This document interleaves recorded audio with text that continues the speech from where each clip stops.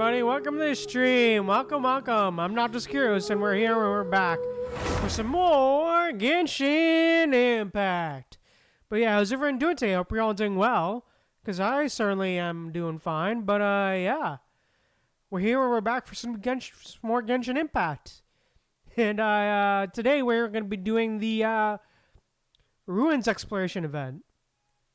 I know I initially promised we're going to be doing Emily's story quest today, but I kind of lied about that because I actually did not know that there was actually story to that event. So yeah, we're going to be doing that event first though. So yeah. But yeah, how's everyone doing today? I hope you're all doing well, because I certainly am. But yeah.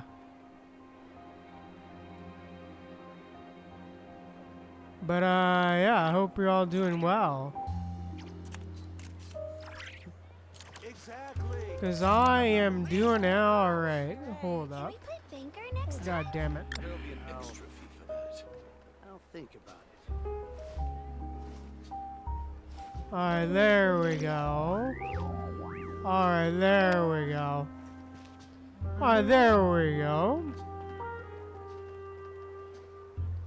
There we go. Alright, everything is set. Alright, cool. Cool beans. The desert's a tough But adversary, yeah. but at least it With that doesn't said, hide let's go. What Let's you do see the is what you get. sumeru And whether event. you take Let's do the sumeru event. So yeah, let's dive in. Let's hop back over to. So yeah, let's hop over to sumeru. So yeah, let's go. Time to go back to Sumeru. So yeah, let's go. But yeah, I can't wait to return to Sumeru, man. But yeah, let's go to the academia. Hey, let's go to the academia.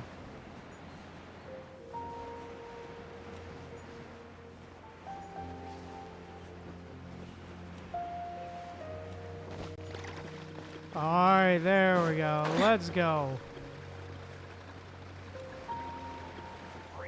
Alright, float on down. Come on.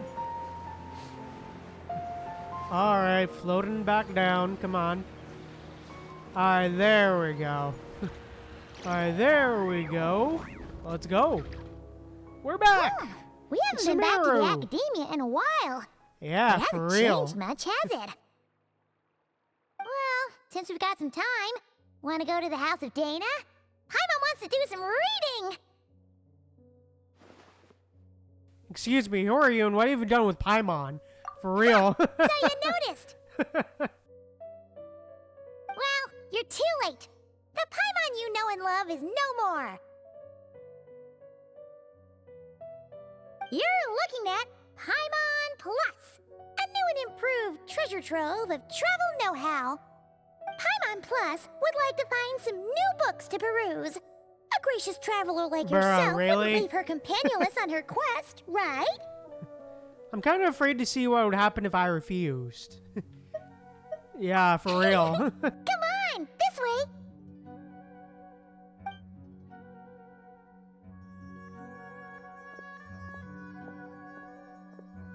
Oh, hey! It's Colei and Cyrus! Wonder what's going on. Let's go see. Oh, damn, okay. And the book's abandoning the quest already? Damn. Well, Damn. you know what they say? Learning is a lifelong quest. Which means there's always another chance to read a book. But you never know when the next chance to reunite with an old friend will come along.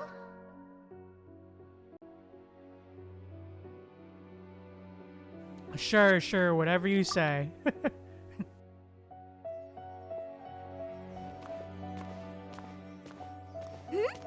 Traveler, Paimon, you're back in Sumeru? Oh, hello, you two. It's been a while. Looking to spend time with some old friends? Yep. We saw some familiar faces, so we came to say hi. Hey, nice. Exactly, how could I forget the old man who lives next to Zahadi? Hey, nice. Neph's assistants, huh? Ha! You must be mistaken. Unless, of course, you mean his project collaborator, because that is far more accurate. Nephis, that old coot, should thank his lucky stars he has me on his team. Which is something he'd never have the courage to say to his face. Well, Paimon's glad to see you in such good spirits, Cyrus. Must mean things are all good here in Sumeru.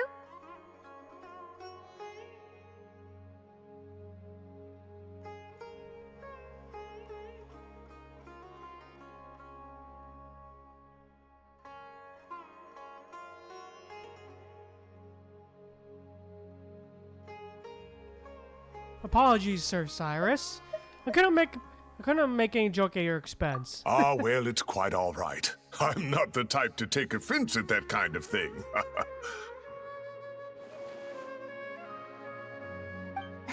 You definitely are. Anyway, what were you and Colei chatting about just now? Ah, that. Well, it was quite a spontaneous meeting. I was leaving the sage's office when I spotted Colei in conversation with a Mahamata, and it looked serious. I thought something bad might have happened, so I hurried over as soon as the conversation ended. But as it turns out, our Colei is moving up in the world. The academia even hired her as a consultant. Wow! That's incredible! Oh, it's nothing, really. Look at that, so humble. Takes after me, she does. Not at Bro, all. really? Not at all. No, wait. I didn't mean that to sound like I don't think you're humble, Mr. Cyrus, because of course you are. I just,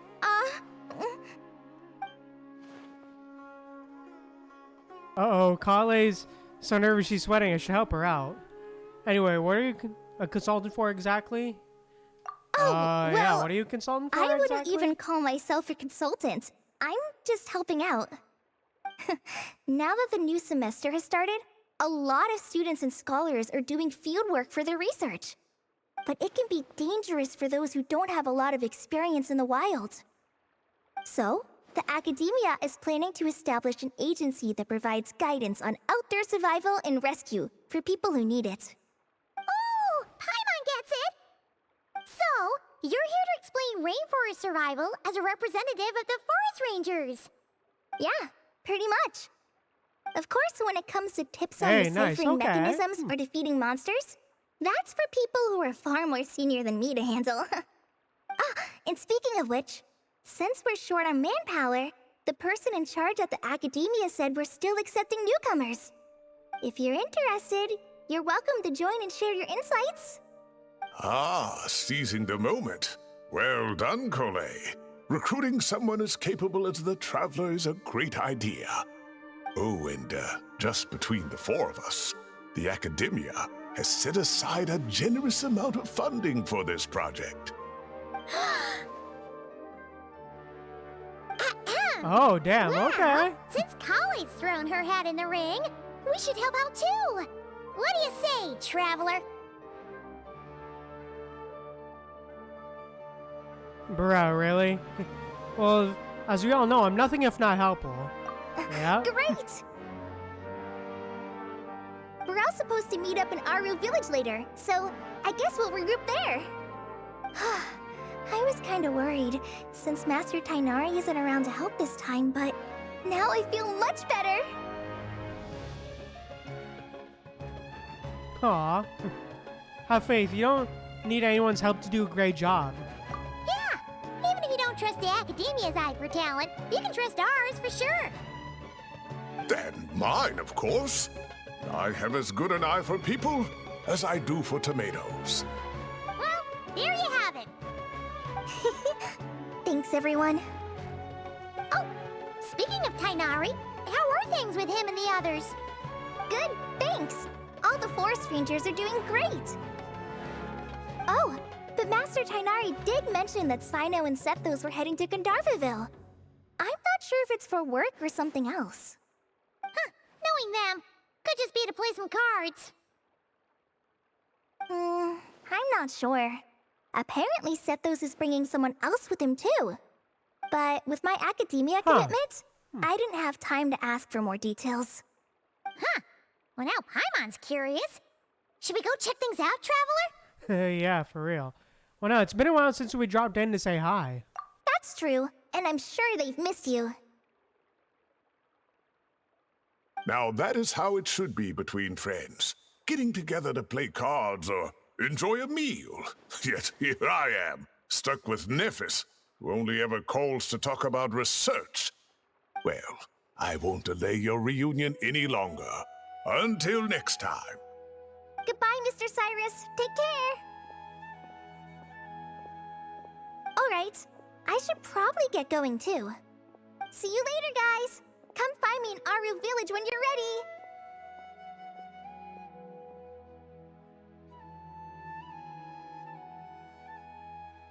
Sure thing. Hey. Looking forward to seeing you shine, Colei. Return from the mysterious realm. Hey, okay. Oh, new event time. Okay, there we go. There we go, okay. Ah, there we go. Alright, to Gandharvaville! Alright, let's go! Alright, to Gandharvaville. Man, it's been a while since we stopped by here, huh? Been a long time since we stopped by here, huh? Been a long, long time. God damn it, no, really? God damn it.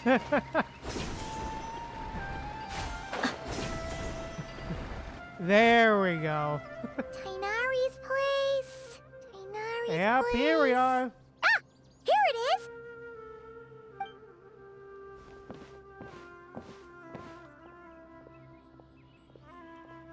God damn it, really? Cyno! Really? Looks like Come the whole on, gang's man. Here. Oh, and Layla's here too! Really? But, oh, she doesn't look too good. Did something happen? God damn it, really? Alright, one sec. I'm gonna grab some batteries. I'll be back in a sec.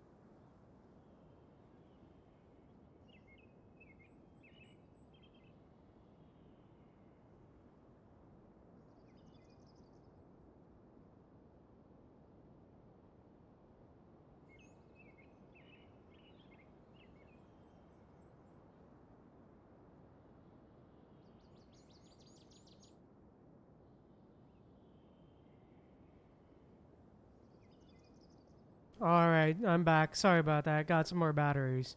So hopefully this works. And it doesn't. God damn it, really? I have to restart this thing? God damn it, really? Why, dude? Oh, God. Looks like I have to restart the game. Oh, boy. Why is it always Genshin where I have, like, issues, man? Man, Genshin always seems to be the game where I have issues with controllers the most. With my controller the most, huh? Genshin really doesn't seem to like controller players, huh? Damn. Anyways, let's go. Let's go. Come on. Alright, there we go. Come on. There we go. Come on.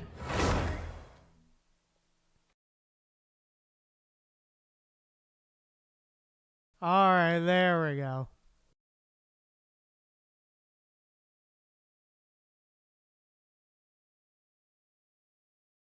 Alright, there we go. Let's go. God damn it, really? We have to restart it all over again, really? God damn it. Okay, fine. Place. Tighnari's place. Ah! Here! Anyway, let's just try this again. Cyno! Sethos! Looks like the whole gang's here. Oh, and Layla's here too! But, oh, she doesn't look too good. Did something happen? Hi everyone, it's been a while. Is everything okay here? Ah, Paimon, Traveler. It's good to see you. I'd welcome you like a proper host, but I'm a bit busy at the moment. Apologies.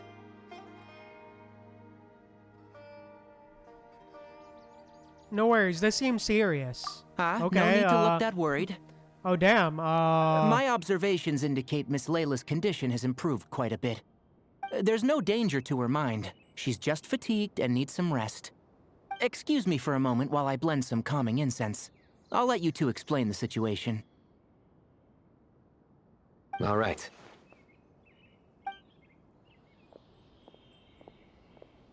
What happened was, Sethos and a few members of the Temple of Silence rescued Layla, who was out in the desert trapped in a state of delirium. She had to be rescued? Oh, that sounds bad. That's all you're gonna say about it, Cyno? I mean, we don't want people jumping to conclusions. That's all I can say about it. The person involved is unable to explain what happened to her, so we're limited in what we know. Sorry. My head... still dizzy. The moons... Exactly how many are there? Okay. The moons. She's been repeating that phrase over and over again, but she can't seem to remember what happened to her. We tried a few things back at the Temple of Silence, but we couldn't recover her memories. Her symptoms are kind of similar to researchers in the Satyavada life state. So we brought her to Tighnari to see if our veteran forest watcher had any other ideas. Tighnari is pretty much our last option, so let's hope he can help. The good news is, even if restoring her memory is a no-go, we can help with the headache at least. Jur was in a similar state when we found him, delirious and mumbling to himself, but he's more or less back to normal now. Sorry, I should give you some context first, huh? We should let Miss Layla get some rest. Come with me, you two, and I'll introduce you to the other victim of this incident. Good idea. I'll wait for Victim, Tighnari here huh? and keep an eye Damn. on our patient. All right then, this way.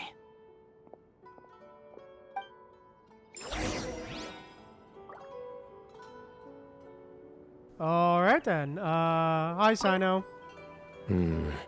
Something strange is going on. Hi Layla. Uh, Oh, great. Fun. Alright, time to see the next victim. Surely that little girl must be. Alright, Over here. Hello. Hello, second victim. Who did the Ajalenok nut offend? I just don't get it. Hey, Jer. Still musing about Aji nuts, huh? Want me to have Cyno come over and tell some jokes? Might help distract you. No. No need. I'm done. I like jokes. That's one nutty idea that's not all it's cracked up to be. Oh, Bruh. dear. Another master of puns. Bruh. One of Cyno's card buddies, actually. I think I might just take that as my cue to head back to the desert. Hold on. So, what's the deal with the Agilenok nuts? Other than the bad Cyno jokes. We'll get to that. But first, introductions are in order. This is Jer, a member of the Temple of Silence. And you remember the Traveler, right, Jer? Of course. I'd never forget a participant in the Rite of Duels or the hero who saved Sumeru. Damn, Awesome. thanks for the Could you compliment. go over what happened to you one more time, Jer? Our valiant hero is gonna help us get to the bottom of this. Huh? I am? Might as well join since you're here, am I right? Just hear him out. You're gonna want to uncover this mystery once you do. I'd bet on it. Well, I was on an expedition in the desert not too long ago when I got caught in some quicksand. Later, it became obvious it wasn't normal quicksand because instead of sinking to my death, I fell into an undiscovered ruin. In my panic, arms and legs flailing about, I suspect I touched some things I shouldn't have. Because in that brief moment, an enormous amount of information came surging into my mind. I would hesitate to even call it knowledge, because my brain had no capacity to process the information. Huh. Interesting. To use an analogy, it would be like trying to stuff thousands of Ajalenok nuts into a small water skin without it bursting. Sorry again with the Ajalenok nuts, I know. It's fine. We're getting to that part of the story anyway.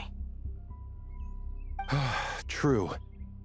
Well, just as I was on the verge of madness, a single phrase broke through the storm of thoughts in my head. It was a man's voice saying, "Don't eat Ajalenok nuts." What? What? I know it's hard to believe, but that's what happened. I was saved by the phrase, "Don't eat Ajalenok nuts." Uh-huh. You mentioned a man's voice. Do you know who it was? I'm not sure. I'm not even certain it was a man's voice. It's hard to remember now that I've been repeating it so much myself. Anyway, the good news is I no longer feel like my head is going to explode. Of course, the bad news is that phrase has been stuck in my head for the past few days. Wow. But doesn't it have the Damn. opposite effect? Like, the more you say don't eat it, the more you want to eat it? Yes, that's exactly right. Whoever the voice belongs to, I don't know what his deal is with those nuts. Well, the world's a big place. There's bound to be people who don't like sweet stuff. I suppose. Strangely enough, I'm starting to think the voice belonged not to a man, but a cat. A cat? How? A cat? Really? That's the question, isn't it? What would a cat be doing in an abandoned ruin like that? Just as my mind was reaching its breaking point, I could have sworn I heard the sound of a cat guiding me to exit. But when I came to, all I saw was endless desert, and Sethos shaking me in a desperate attempt to wake me up. I'll admit, it was pretty terrifying seeing you like that. Staring off into space and mumbling about Aji nuts. You sure don't sound terrified. Sorry. It's not that I Yeah. don't care. It's just kind of hard for rambling about Aji nuts to sound menacing. Now, what Layla was saying, on the other hand, that is much creepier. You mean about the number of moons? Exactly. The unknown is what breeds fear. Aji nuts are familiar. But the moon suspended above us at night? That's about as foreign as it gets. Well, we don't know that for sure. There could be a whole other world inside an Azulenok nut, with a moon of its own. Huh. I guess. Azulenok nuts are not to be underestimated. Right, yeah, of course. Won't catch me disparaging the mighty Azulenok nut. No, sir. Huh. So, a similar thing happened to Layla then? Yeah, I think so. I was in a hurry to rescue Jur, so I put a marker on the incident site so we could go back and investigate. When his condition stabilized, we doubled back around to check and... You discovered Layla in a similar condition, huh? Exactly. Multiple victims with the same symptoms at the same location. It wasn't hard to conclude that something is seriously wrong with that place. So, after we got Layla out of there, I had the Temple of Silence put up a warning sign at the scene and send patrols to watch the area. Speaking of, Cyno, Tighnari, and I are going to head back there and investigate once Layla is stable. So, as per usual, you're here just in time.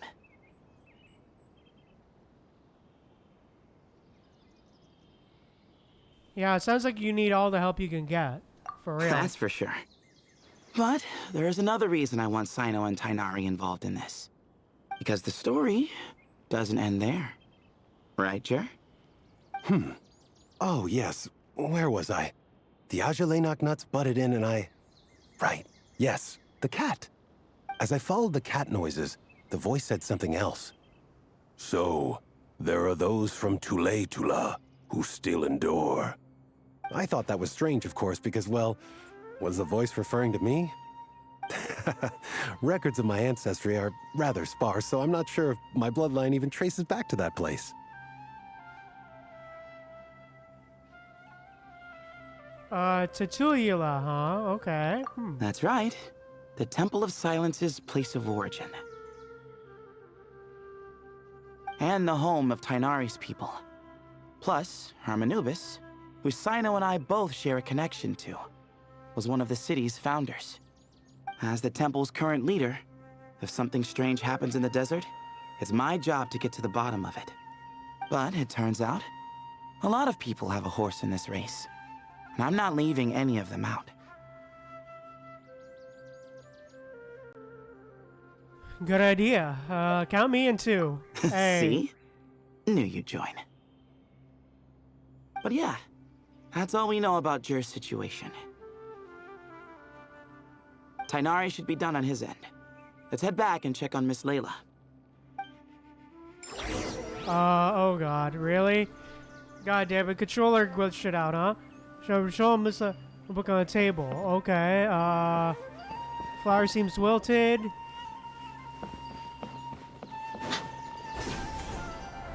Damn, alright, let's go. Hi, we're back. How are you feeling? But don't speak if it's too taxing. It's fine. I'm much better now, thanks.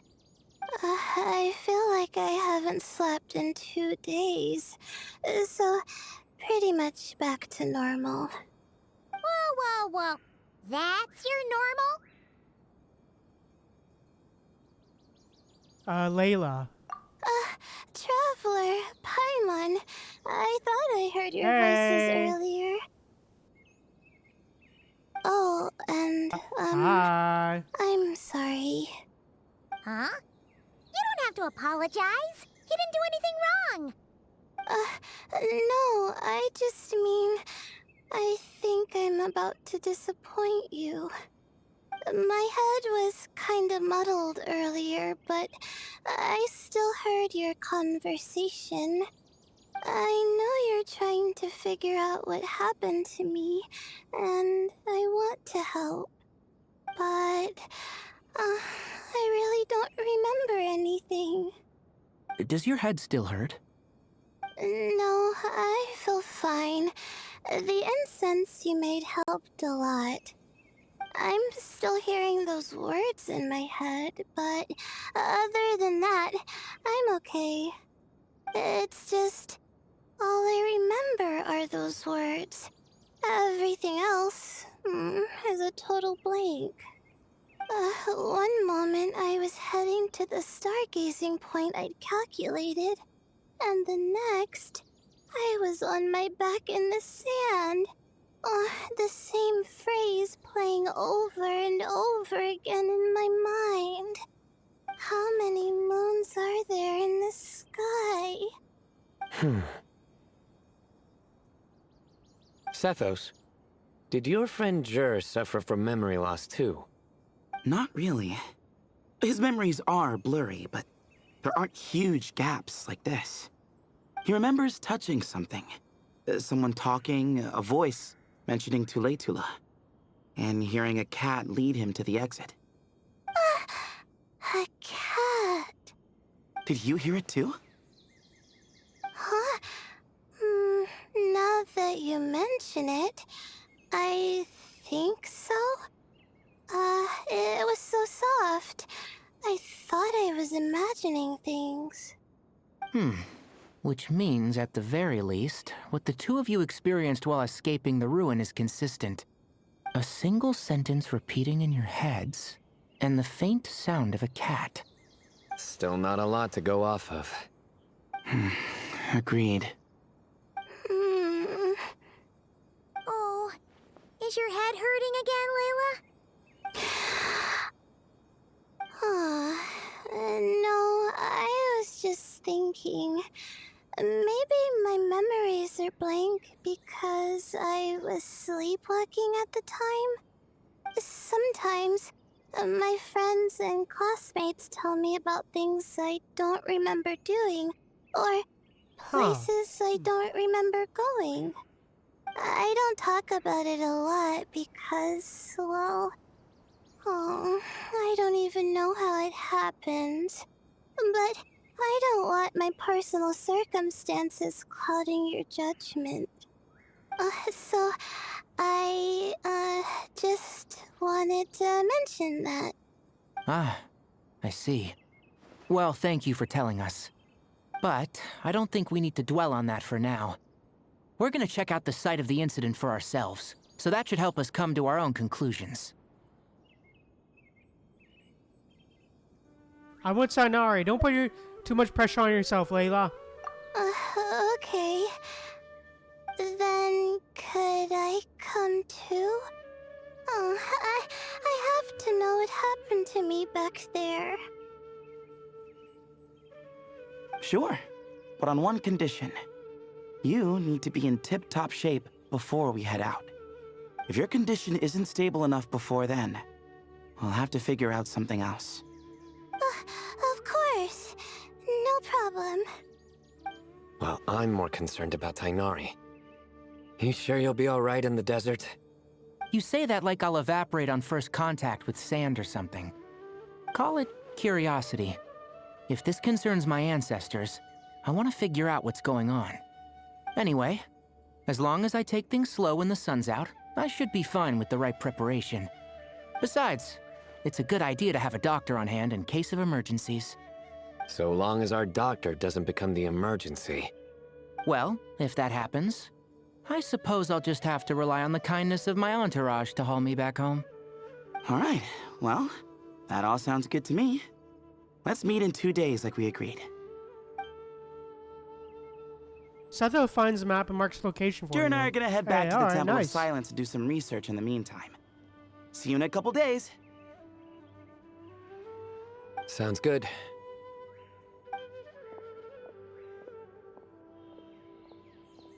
What about you, Layla? If you feel like you need more rest, I can arrange a room for you to stay in. No need. I've asked enough of you as it is. Besides, I feel a lot better. I should make it back to my dorm, no problem. You sure? Don't push it too hard, or you might end up sleepwalking along the way. Don't worry, I'll be fine. I have other things I need to do anyway.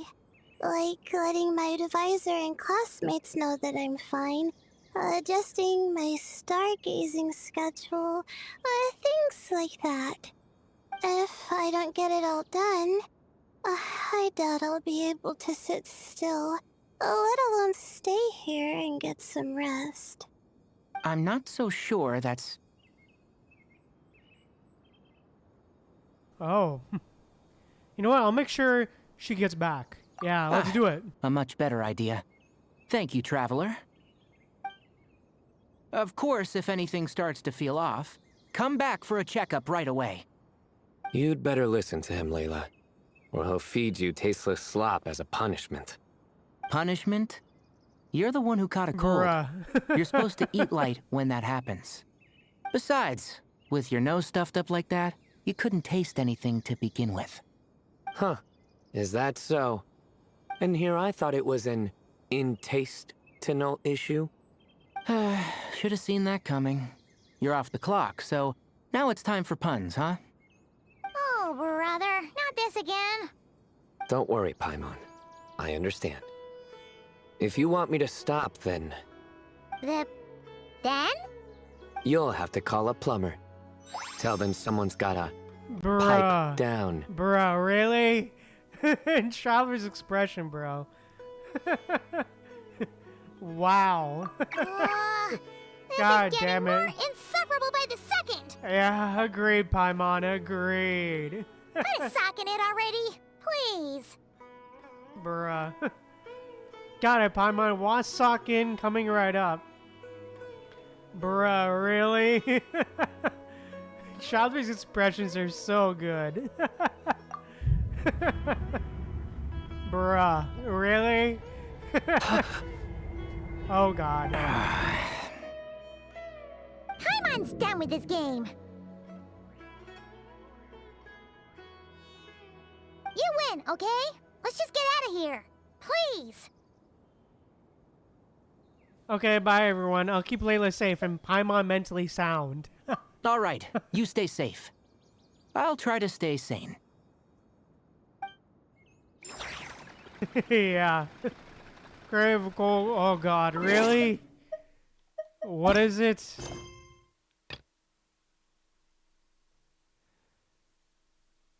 New details. Oh, okay. Ah, okay. Cool. Enable. Ah, it was a sumeru thing. Okay. It was the interlude. Okay, cool. Alright, let's go.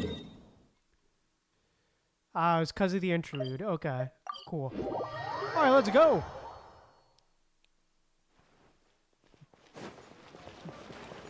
Alrighty, let's go. Alright, What do I get from this? Oh, you get another colei copy. Okay. Cool. Okay, so we get another copy of colei. Cool. Alright, let's go. Oh, we're back. Moons. Azulenak nuts. Moons. Azulenak nuts. Are the moons going nuts? Paimon, please, enough repeating. Put him into sleep over here. Put him into sleep over here. Oh no! Damn. Looks like Paimon's caught the brain bug too! She can't stop thinking about those two things! Oh, Paimon's gotta clear her head. But how? Aha! Got it! The cafe over there! Why don't we head over for a quick pick-me-up?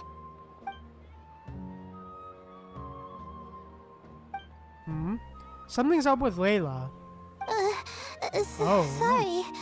I feel kinda tired all of a sudden.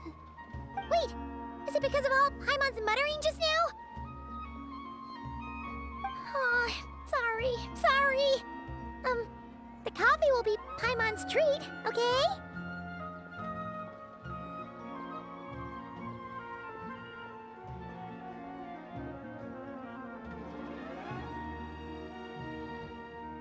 So generous all of a sudden. Hey! You make it sound like Paimon's stingy or something! Huh. Well, she'll just have to show you her true colors. Yeah, starting now. You sit tight and take care of Layla, Traveler. Paimon's gonna get us some snacks and coffee. Be right back. Alright then. Don't go anywhere in the meantime.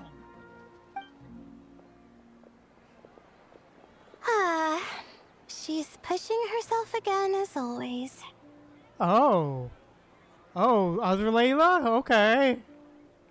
Okay. Other Layla, I presume? Saw right through me, huh? Yep. I apologize for the sudden emergence, but I didn't have any other options. It's fine. As far as I'm concerned, you're Layla as well. Well, that's true. So, for our sake and your safety, allow me to fill in the gaps in her memory. I knew it. You were in control when it happened. That's right. Layla was already in bad shape, stressing about her new study topic, focusing on the stars instead of her surroundings. By the time she realized the danger she was in, it was too late. Oh, damn. Hey, yo, this art. Wow, okay. Oh, this art loading screen. Oh, it's a loading screen. Wow. That's beautiful. Quicksand Oh, near shit. the ideal viewing spot? Wasn't expecting that. Looks like Layla's been under a lot of pressure lately. She hasn't been paying attention to her surroundings. But why would quicksand lead to a place like this? Well, all in all, looks like a common desert ruin. Guess there's nothing to do but try to find a way out.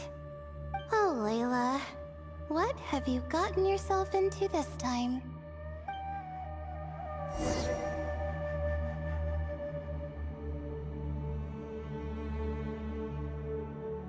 Oh, damn. Okay, let's go. Oh, we're playing as Layla now. Okay, cool. Let's go. I think this door can be opened using the device next to it. Alright, let's go. Just Open. like I thought. Hey, let's go. What was Oh, God. that? My what? head. It hurts. Is Layla waking up? No, that's not it.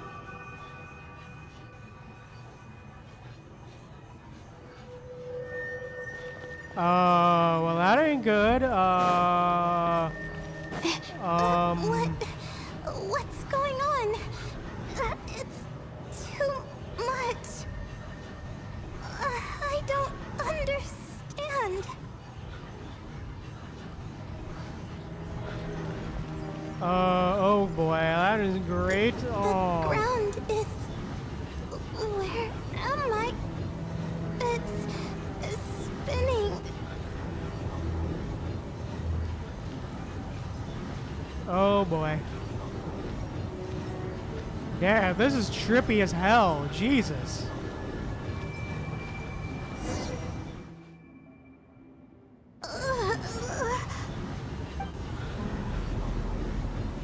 Oh boy.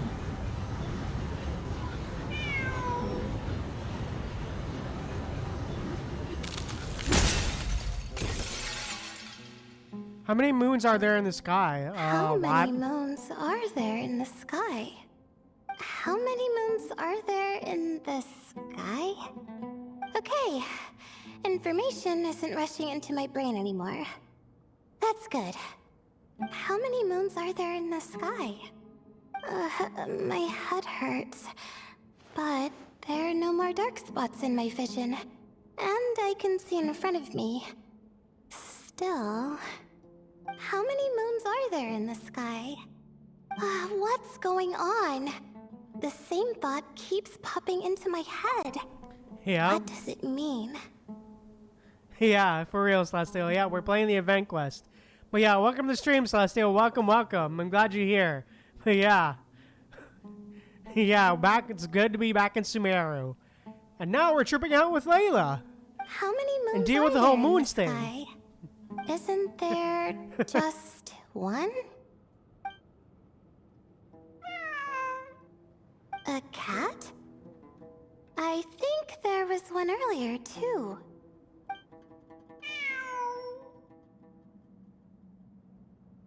I'm not hearing things. It really is a cat. But what is it doing here? How many moons are there? No! Stop it! That's a quote-unquote cat, Does it huh? want me to follow its cries? Well, What? it's not like I've got other options. Come on, Layla. You can do this. But yeah, welcome back, Celestial. I hope you're enjoying this. You'll enjoy the stream here.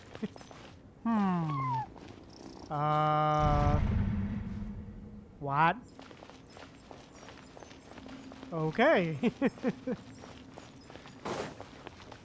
But yeah, I lied about doing Emily's quest today because I didn't know there's a story tied to it. But yeah, it's tied to this quest. But yeah, this event really. But yeah, let's do it. And Until so a few days ago, I at followed least. the cat's cries to find my way out. It was quite a kind creature. It didn't even leave until the other me started to wake up. Well, that fills in the gaps. Sounds very similar to what happened to Dejir. Thinking back, it all started when I touched that device. I've heard fellow students talk about it before. How the desert is full of objects that do strange things. Sometimes it's just a minor inconvenience, but other times devices like that can cause massive trouble. I know exactly what you mean. Of course. I forgot how much adventuring experience you have. Still, carrying an umbrella doesn't mean you can't get soaked, so just be careful and stay away from unknown devices. Okay then. Thanks for the advice. No need to thank me. You and Layla are about to head into dangerous territory together. You need to be safe so she can be safe. Well, I think that about sums it up. And just in time. Your coffee's here. Traveler? A little help over here? Seeing Paimon precariously try to keep her balance, you rush over to help her out. When you turn around, Layla is rubbing her eyes sleepily. Did I fall asleep? Hey, base Layla is back. Just for a moment, Paimon's next on the hypnotist. Puts people right to sleep. Wow! Paimon didn't even know she had such an impressive skill. Ha! Does that mean since Paimon bought this coffee, it would just make you sleepier? A beverage that puts people to sleep. Better saved for work hours, I think. Hey, it's the So boy you can nap on the Al-Haytham. job? Who does It's that? the boy. Huh? Oh, Hey, it's the boys. Hey, Marak. Hey. Hey, it's the boys. Look who it is. oops. Oh, hey them, Kave. Nice to see you. Oh, and you too, Marak.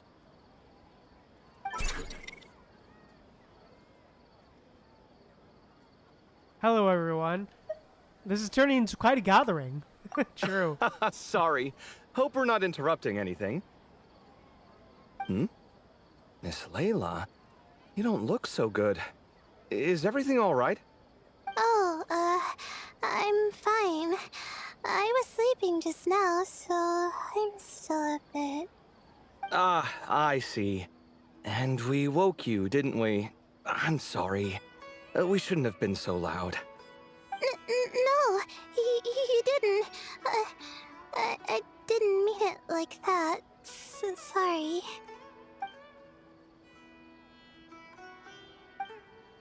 Wait, where are you going? You just got here. Yeah. I'm going to do what I came here to do. Which is? Buy coffee beans? Uh-huh. Oh, that's good to know, Celestial. That's short and that's enjoyable, so that's good. Huh? You're going too? Marak! Damn. Fine. Rip Run off with Kave. him. See if I care. Well, Rip looks Kave. like I get you to myself.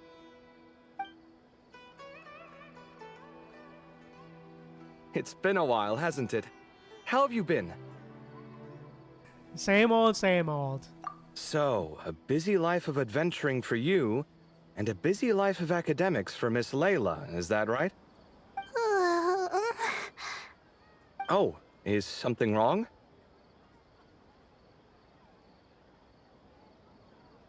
Just a bit of trouble in the desert, that's all.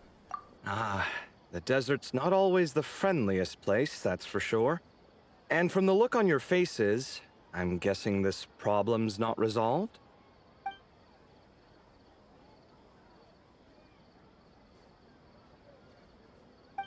Don't force yourself to talk about it, of course. But I've worked on several projects in the desert before, so if there's anything I can do to help, just say the word. No, I don't have anything to hide. It's just complicated, so explaining might take time. Ah, well, lucky for us, I've got that in spades. Yes, you have been quite sedentary recently. Excuse me? I've been going about work as normal, thank Bruh, you. these And, two. might I add, you do way less work than me. I There do they the go amount of work that again. is required of me. Ah, yes, you and your stellar work ethic. The stuff of legends. Yeah, for real, No, Celestial. now look what you've done. I've lost my train of thought. Where were we? The problem in the desert. Wait, you were listening earlier? Oh, we're giving the silent treatment now? Mature, very mature. Continue, Miss Layla. I'm curious as to how this incident unfolded. What did I tell you? This one doesn't have enough to do. Alright. Well, Explain what happened. Of course, you leave out the part about the other Layla. Hearing the word quicksand, Kave begins to look troubled. Could you still use some extra hands on this investigation team of yours? huh? You want to join, Mr. Cave? That's right. I think my experience studying desert mausoleums could be of some use here. While Hatham's expertise in ancient languages could be helpful too. Besides, I consider you all to be my friends, and friends are supposed to help each other out. Wait, I'm involved in this now? Oh, please, I know you. Half the battle was over the minute you said you were curious. We couldn't stop you from joining if we tried. Well, you've got me there. Besides, Aw, Marak is so cute, man. I love this it. suitcase of yours has been jumping at the chance to volunteer for a while now. I imagine You imagine? mechanical life forms might also feel homesick from time to time. Huh. Now that you mention it, Marak's core was a component sourced from the desert. That could prove useful. You're sure you want to come with us? It could be dangerous. Oh, I'm sure. All the more reason to recruit as much help as possible. It's important to count on friends at times like these.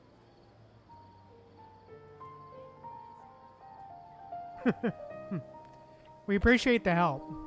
Our pleasure. Truly. It's a Hey. plan, then. Give Kaveh and Ahoitham the directions Stathos provided. You all chat for a while longer, and Layla's spirits are lifted. All right, Hey. we'll head back to our place to get ready. This one hasn't been on a trip in a while. Chances are, he doesn't even remember how to pack a suitcase. I'm not worried. It'll get done. Somehow. Would it kill you to help every once in a while? I do help. It's called moral support. Bruh. Oh, of course. And I am ever so grateful. Goodbye, you three. We'll see you soon. Bye. Oh, and Kaveh, your coffee beans. You were too busy glaring at all Hatham, you almost forgot them. Aw.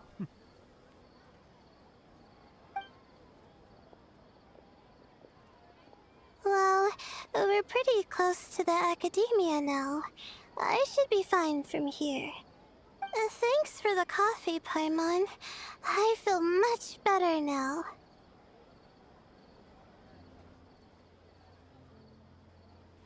Coffee's great and all, but you need sleep too, Layla. Right. True. I'll follow the doctor's orders. Or try to, at least. With the blessing of the stars, I hope we all get a good night's sleep. Return from the mysterious realm. Act 1 complete. Okay, damn. Well, that was a short act. Alright, damn. Alright, nice. Headlong into the sands. 2 days later. Okay, time to turn the clock time. Alright, time to turn the clock. Alright, time to turn the clock, baby. Tick-tock on the clock. Na na na na na. I see a sunlight. Tick-tock. I la na na na na na. Wow wow wow wow. Alright, there we go. Alrighty then, let us go. Into the desert. Oh, really? Is that far out, huh? Alright, looks like we're running. Alright, looks like we have to run. Stay close. No going off on your own. The desert doesn't take prisoners. Looks like we're running over. It's gonna take a little while.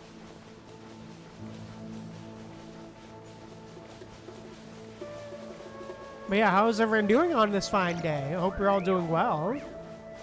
What did you guys do today? On this day today. While we run over. Sorry. Not interested. What'd you guys do today? Oh yeah. Should also mention that if you haven't noticed yet, we actually have a new thing in the chat now, a new chat game that I believe where you can catch Pokemon and stuff as well, if you haven't noticed already. I believe if you're so inclined to participate. You don't have to, but yeah. If you want to participate, but yeah. But yeah, we're running across the desert. Running. Alright, almost there. Oh, huh. Oh, those things give, okay. Give the nuts, okay. Did not know that.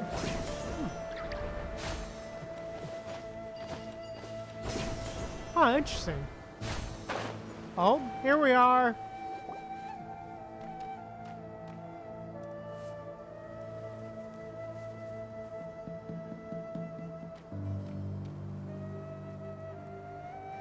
Looking at the map, we should be getting close. Speaking of which, the closer we get, the more Paimon's heart feels like it's beating out of her chest. Must just be Jenner's excitement. True. Excitement. Yeah, sure. That's it. Oh, look! It's Tighnari and the others! Everyone's here bright and early. They must have set out last night. Yeah, the desert's a pretty harsh environment. Better to travel at night and beat the heat. Hey, everyone! We're here! Ah, right on time. Looks like the desert's treating you okay so far. You don't need to worry about me. It's not too hot yet, and I'm properly hydrated. All right, we're just waiting on the 2 people Miss Layla mentioned, and then we'll be set. What about Dejair? He's staying behind. If we don't make it back after a certain time, he'll be in charge of rescue operations. You can count on me. Nice! You thought of everything! Oh, and Cyrus said he'll be in Aru Village, so he's also available if we need help. Haha! Amazing! Having people to watch our back is making Paimon a lot less nervous. Hey, nice. Hey, nice, yeah. Oh, nice. Oh, nice. I hope you enjoyed playing that. Playing Mr. Wonderland, Celestial. I hope you enjoyed it. But yeah. Did you get a good night's sleep, Layla? Yeah, I did. After hearing about what happened, my advisor gave me some time off to rest. So, my studies are on hold for now. Yeah, agreed, Celestial. It's good to see the Sumeru crew back together. For real. Then, does your advisor know you're back in the desert to investigate? Yes, but I was only allowed to come after I mentioned that General Mahamatra would be there too. Quite the reputation you've got there, Cyno. Something wrong? You haven't said a word this whole time. Are you in a bad mood or something? No. Being skilled with words also means being a good listener. I'm just reflecting on what you're saying. Oh, Hatham! Kaveh! Ha! Over here! Hey, Darn the it. boys are back. I was just setting up a brilliant... Brilliant joke, I'm yeah. sure you'll find another chance. A brilliant pun, huh? Of course he was. The important thing is, our scribe and our renowned architect are here at last. High praise. But wait, why am I renowned and not him? He's just as famous as Cyno, Dia, or Nilu. That just means your level of fame is even greater. How could a lowly scribe hold a candle to you? Lowly scribe? Please. All those strings you pulled to get those new books from the House of Dana? What do you call that? Borrowing. Anyone with an employee ID can do it. Yeah. The House of Dana bends over backwards for just anyone, does it? Send a report boy. to Lesser Lord Kusanali then. Let her know someone at the Academia is abusing their position. Hey, Oh, these I never two. said abusing. Impressive verbal sparring, as always.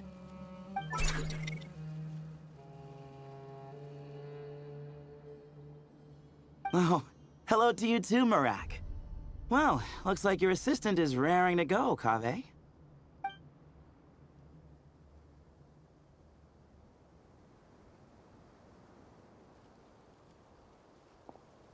So, I say we get this show on the road. No sense delaying the inevitable. Hey, nice. Shoo, let me scout ahead. No need. We're in this together, remember? Sure. This is the entrance, yeah? Yes. Perfect. Then, if we're all set, let's get moving. Headlong into the sands. All right, let's go. Time to get back into that place. Into the temple. Oh, teleport waypoint. Oh, nice.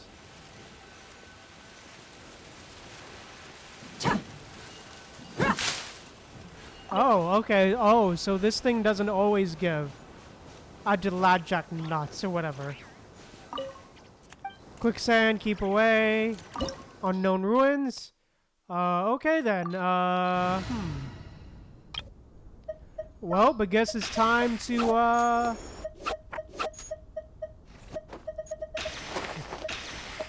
guess it's domain time. Armed and ready. Alright, switch you to here. let's bring you. An insurmountable problem, and I then, presume.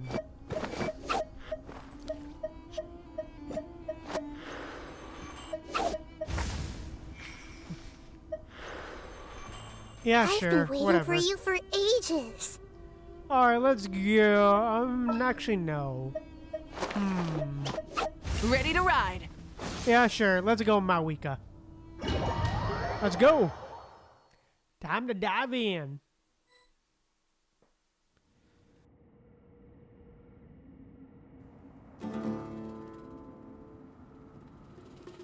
Oh, wow, huh? Paimon's mouth is full of sand! Bruh. So that's what falling into quicksand feels like? If this was quicksand, we would have struggled to breathe.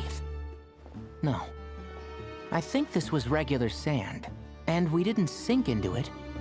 We fell through it. Into this place. Agreed. In other words, sounds like a you problem, Paimon. Haha, very funny. No, wait, Paimon's the only one. Oh, well, for real, Celestial. See? Bruh. What? I'm the only one with sand in my shoes? Yeah, right. This place looks kind of familiar. Oh yeah, this place.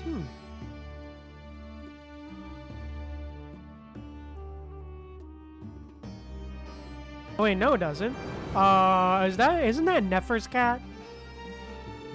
It looks like everyone made it here unscathed. Let's keep going. Hey, let's go. Let's go. Final Oh yes. warning. Heal, please. Heal, please. Opens the door.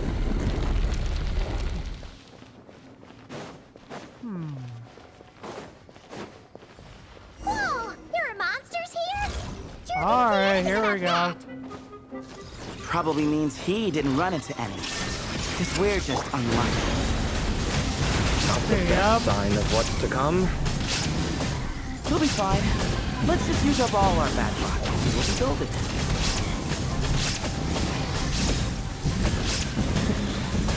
Alright, cool. Good to know, Celestial. Appreciate the non-spoilers, but yeah. Lol, get wrecked with the donuts. Good old donuts for the win. Okay, good to know, Celestial. Good to know. But yeah, donuts for the win.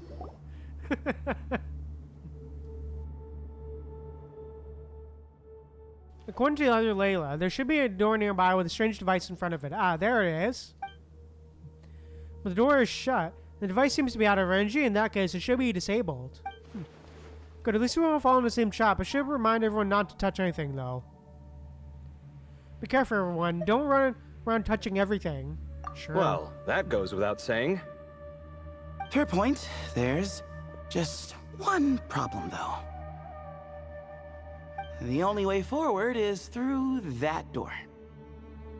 Ooh, is it time to hunt for a key? Paimon loves this part. Don't worry, with our adventuring experience, we'll find it no problem. Let's get searching.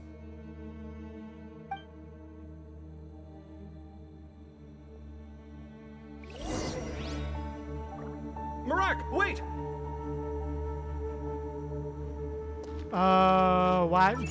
Oh, hey, buddy. What's up? Huh.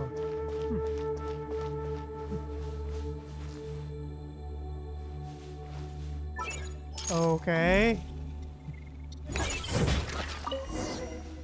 Marak huh. seems interested in... Interested in Marak, that thing, huh? This isn't really your old home, is it?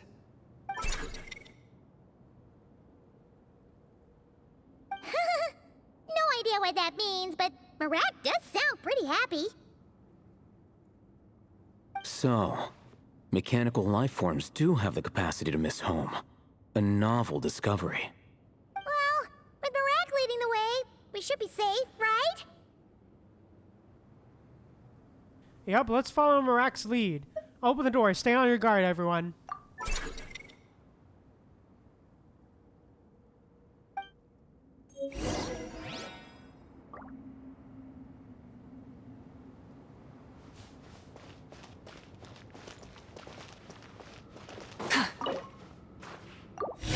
Alright, opening the door.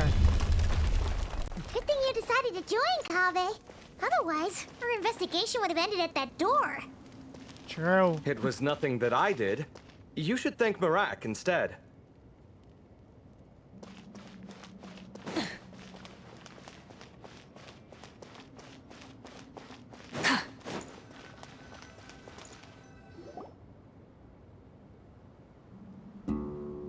Hold on. At this rate, Paimon's gonna lose her title as best guy to a mechanical suitcase.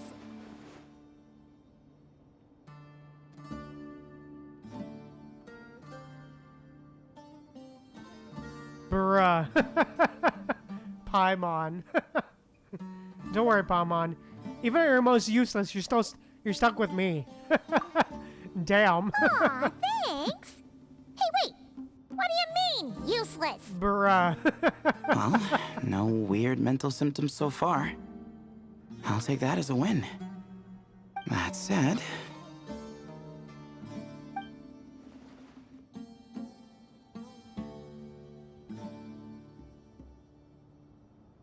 There are 3 doors here.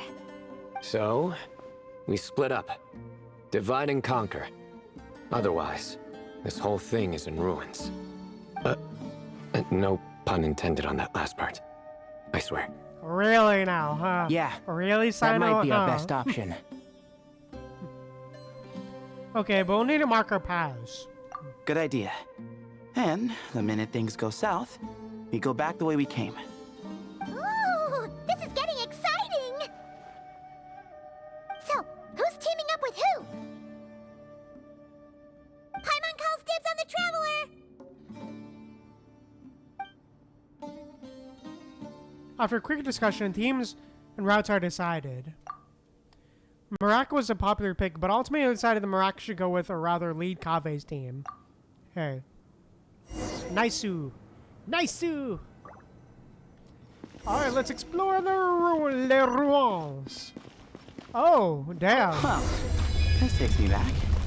Last time we were in the desert together, the 2 of you came all the way out here to gang up on me. Oh? Sounds like someone's holding a grudge. Just what I like to hear.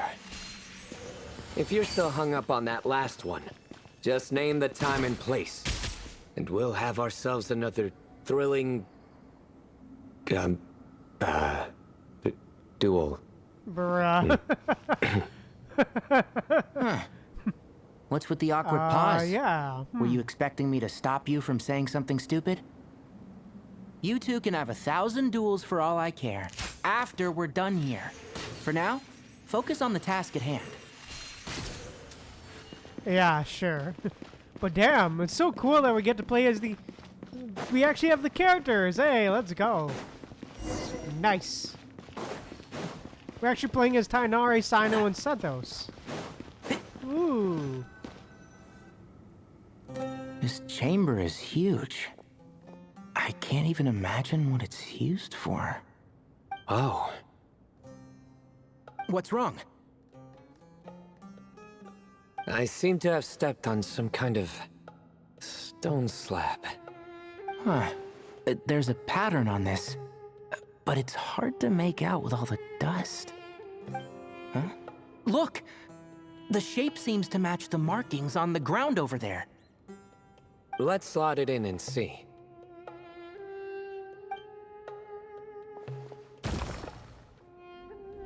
And we have a match. Looks like we need to find the other 3 broken slabs. Let's search the area, but be careful where you step.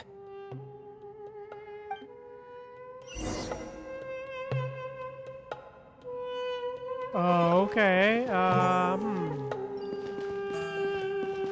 Other stone slabs, huh?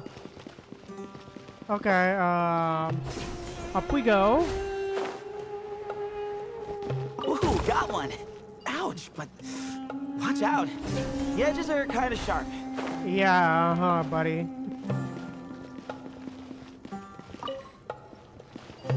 Oh, okay.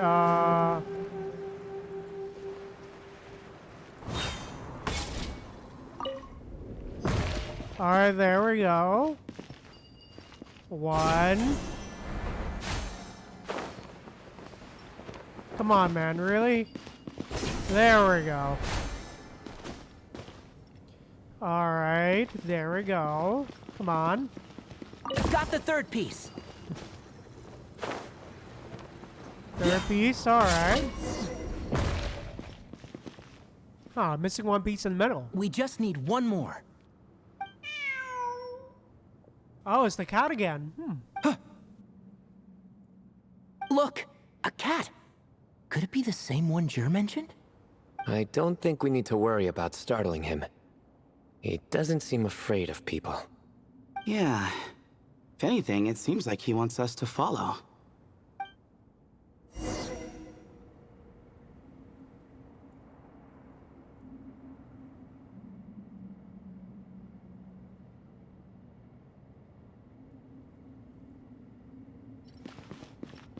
Oh boy, let's see what this cat wants. Okay then.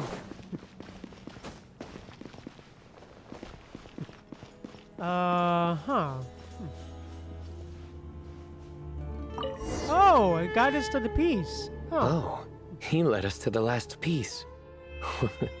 Who's a good kitty? Aw.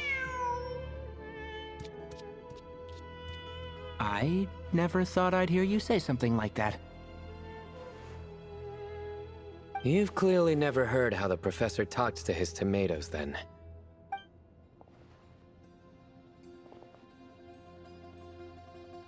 Alright, well, that's that. Now, we need to figure out how to get rid of all this dust. Behold, the great Vayuviastra.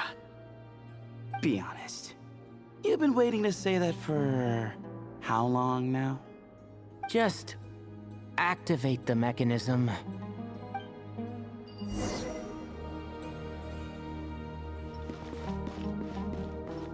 Okay. Alright then. Boom. Got him. Oh.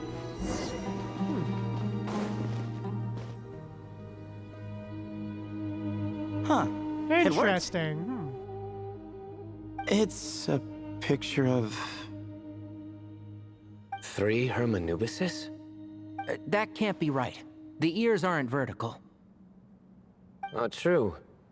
And the looks fall short. My hat is much better looking.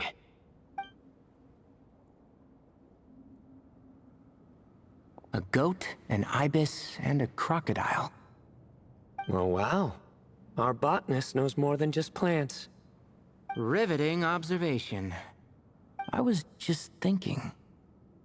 These 3 figures look a lot like the 7 pillars of King Deshret. That's right. These are our colleagues. Our what now? You sure about that? Just kidding. But what I meant by that is, these were Hermanubis' colleagues back then. The middle one is the Goat King Harashef, Minister of Ministers, the god Amun's most trusted chancellor. Records say he was the deputy king of the Desert Sands, chief among the 7 pillars. Someone even more impressive than Hermanubis? I wonder if that ever got his goat. Sorry, couldn't resist.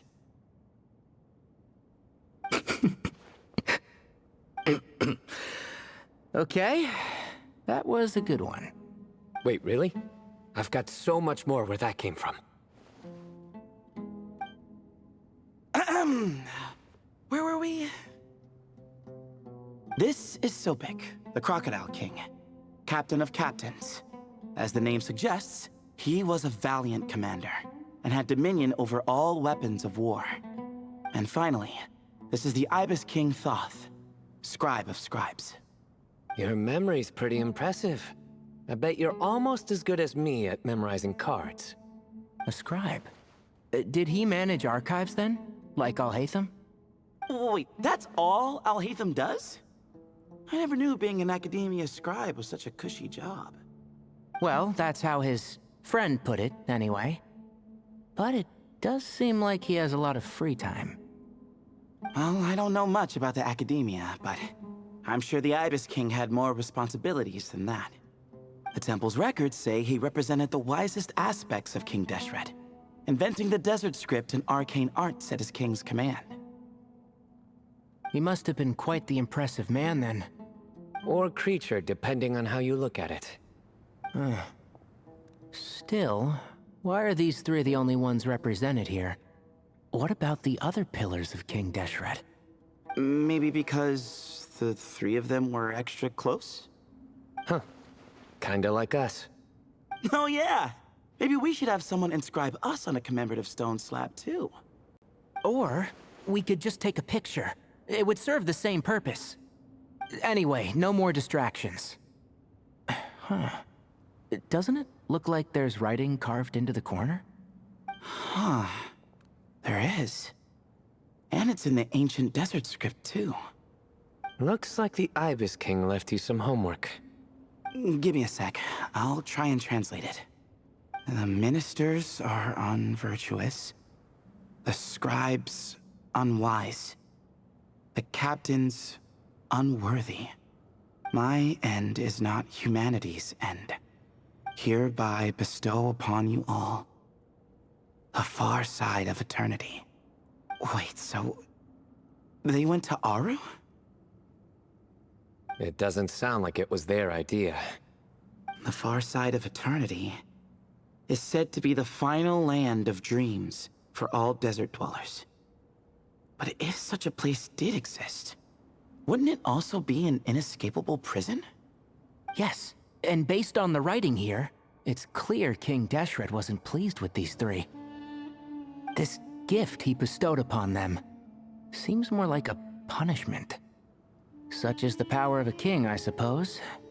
Which means the goat's the one who got in the end. Huh. Yep, not as good the second time. What? Impossible. Well, looks like that's all we can learn here. Should we keep going? Yes, no time to waste.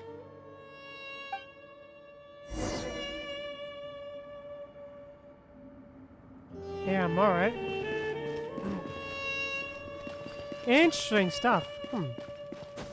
Alright, let's keep going. A little earlier in a different part of the ruins.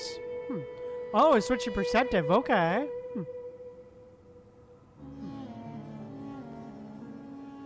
Alrighty.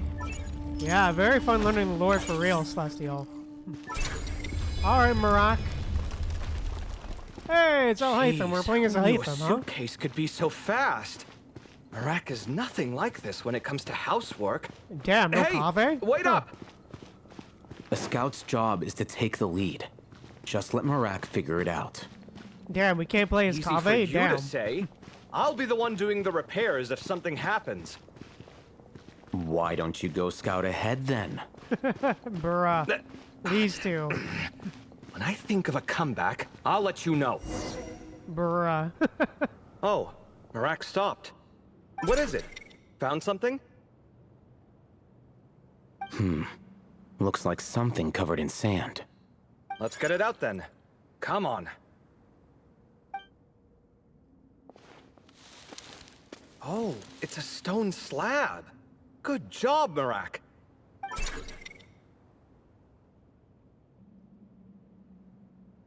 Let's take a look. Huh. Looks like this part of the picture goes over there?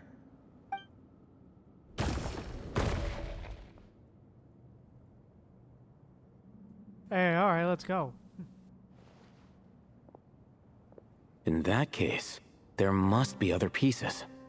All right, and let's look around. Hey! Why are you sitting down? I thought Marak was helping. Bruh. Oh, so you do know what that word means. Great. Bruh. Are we supposed to just sit back while Marak I'll does hate all the them. work? No, I doubt you could do that. Exactly. But I can. You... Bruh. See? It's all coming back to me. How insufferable it is to work with this no-good, do-nothing... We could be more efficient, I agree. I'll work on this piece. You take care of the rest. Damn, alright, cool. Alright, here we go. Another one, alright, boom. Found one! Alright, cool, bro. Just gonna put this one down. Oh, I have to do it? Oh, okay. Good teamwork. Hey, there we go. Looks like we found them all. The pieces fit together like a glove. But we can't see what's on them. Turn around. Huh? Look. Oh, I've seen this before. It can create strong winds. Just what we need to clean off the slab. Come on, let's... Hey! Don't worry about me. If I sit here, I won't be in the way. Oh, you don't want to be in the way? Then sit right in front, so the device can blow you straight back to Sumeru City.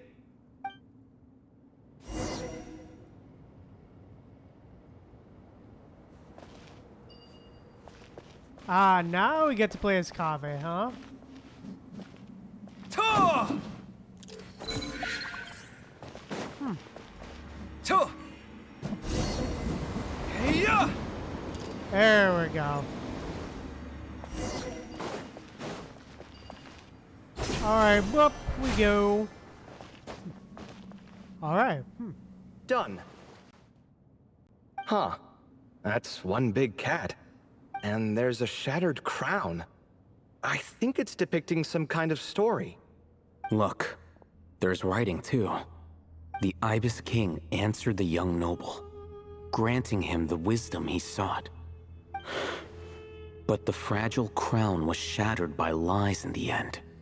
Here I leave the name, Gudars. Gudars? I've seen that name in a history book before. He was a young noble who sought to save his realm, and a king who once united the desert. That's right. Although his methods were rather shameful. During his long reign, he betrayed his family and the nobles who supported him, only realizing the error of his ways after his enemies left him nowhere to turn. But by then, it was too late. Seems like a common occurrence across history. Different people, same mistakes. It's an inevitable pattern, destined to repeat itself.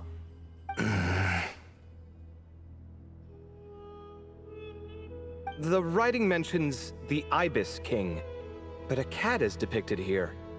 Does that mean... So far, what's depicted on the slab seems true to history. In which case, this cat is either a proxy for the Ibis King or a manifestation of said king himself. Exaggeration is a common method ancient records use to highlight a being of higher status. And as we know, Layla and Jur both heard the sound of a cat while escaping the ruin. You're saying the Ibis King, one of the legendary 7 pillars of King Deshret, is here, still helping those in need? I'm saying we can't rule it out.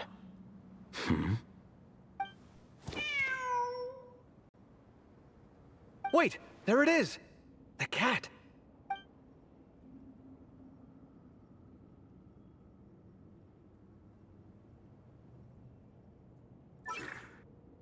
Oh, Ah! Marak went after him! The cat's showing us the way forward. Come, let's follow. Okay.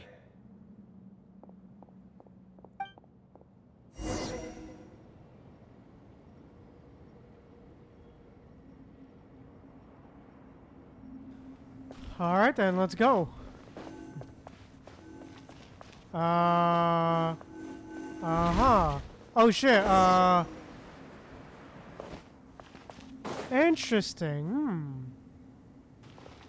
All relating back to cats, huh? Huh. The cat's gone. Yes, but look where he led us. Oh. Another slab. It looks similar to the last one.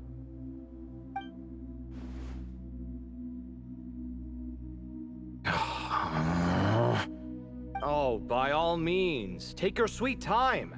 Wouldn't want you to overexert yourself.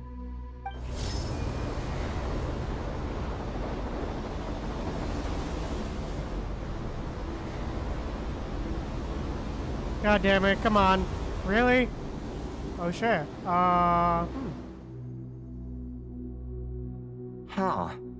The scene depicted here seems to be a different tale. The Ibis King answered the gin-blooded dancing girl, granting her the wisdom she sought. But enemies plotted to kill her close kin. Snake venom was her self-chosen end. Here I leave the name. Makaira. The Temptress of Woe? You've heard of her? Of course. I don't just sit around doodling all day. She's mentioned in tons of papers about the desert. As I recall, she was given as a gift to the tyrant king of Gurabad, and later seized the opportunity to kill him. After getting her vengeance, she reigned as queen for many years, until her enemies attempted a coup, and she took her own life. That's more or less the version I've read as well. It seems this queen also had dealings with the Ibis King. Yeah, I'm starting to find this whole granting wisdom business a bit concerning. I mean, considering how Gudars and Makaira ended up, it might not have been a good thing. But, at the same time, if the cat guiding us is linked to the Ibis King, then he doesn't seem like a villain either. People are complicated. And the same is true of the servants of the gods, no matter their wisdom or power. Let's reserve judgment for now, and keep moving.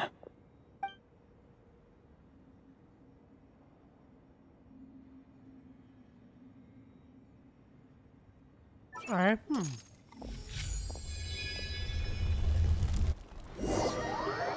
A little earlier in a different part of the ruins. Alright, we're getting another perspective, huh?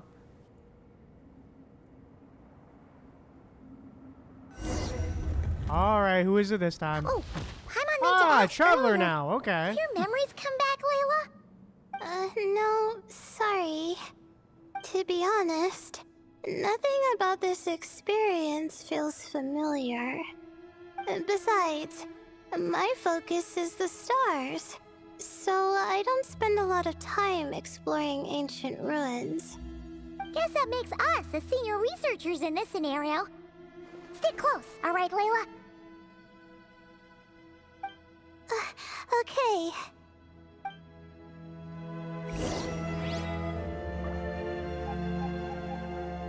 Hey, let's go. Oh, Layla and Traveler. Hey, okay. More Layla gameplay. I haven't really played her much, so I can't wait to play her more.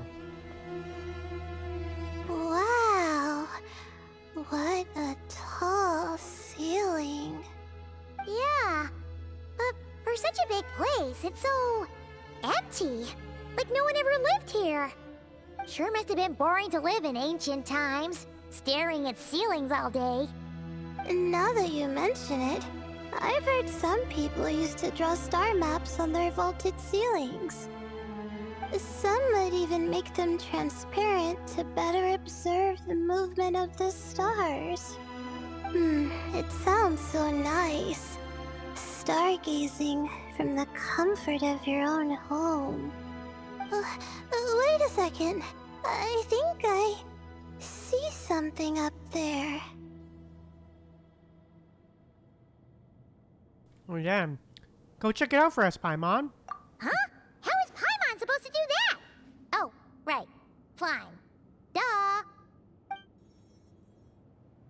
Alright. Sit tight, everyone. Adventurer Paimon will be right back.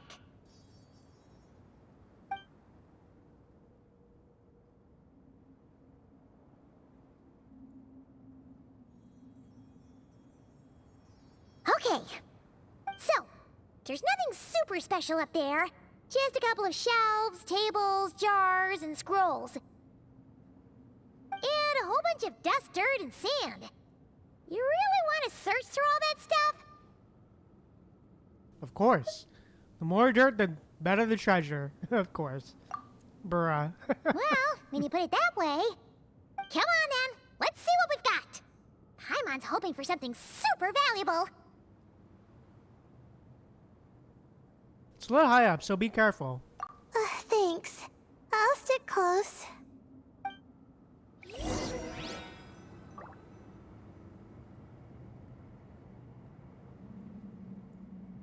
Alright, let's go. Let's go!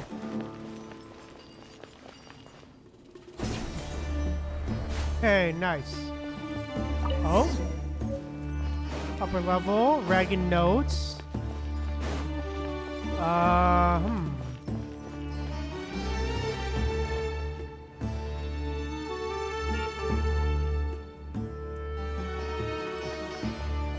Oh, here it is. Alright. Got him. Man, this is just all really interesting lore.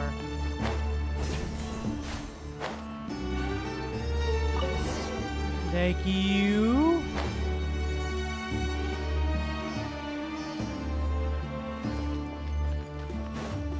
Oh, it's that way. Wait, is it? Where are they?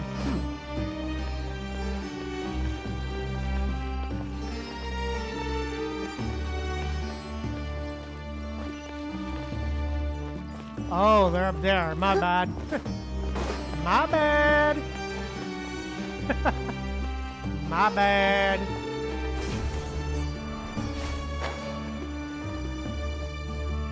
I think that's everything. Most of the documents are in the ancient desert script, except these ones. These seem old as well, but the handwriting makes them stand out. And there are dates on them. Right! Let's arrange them in chronological order before we read through.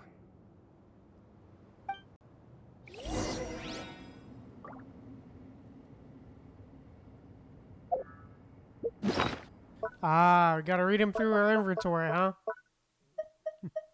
Alright, inventory time. Alright, Reagan notes. Ordered notes, damn.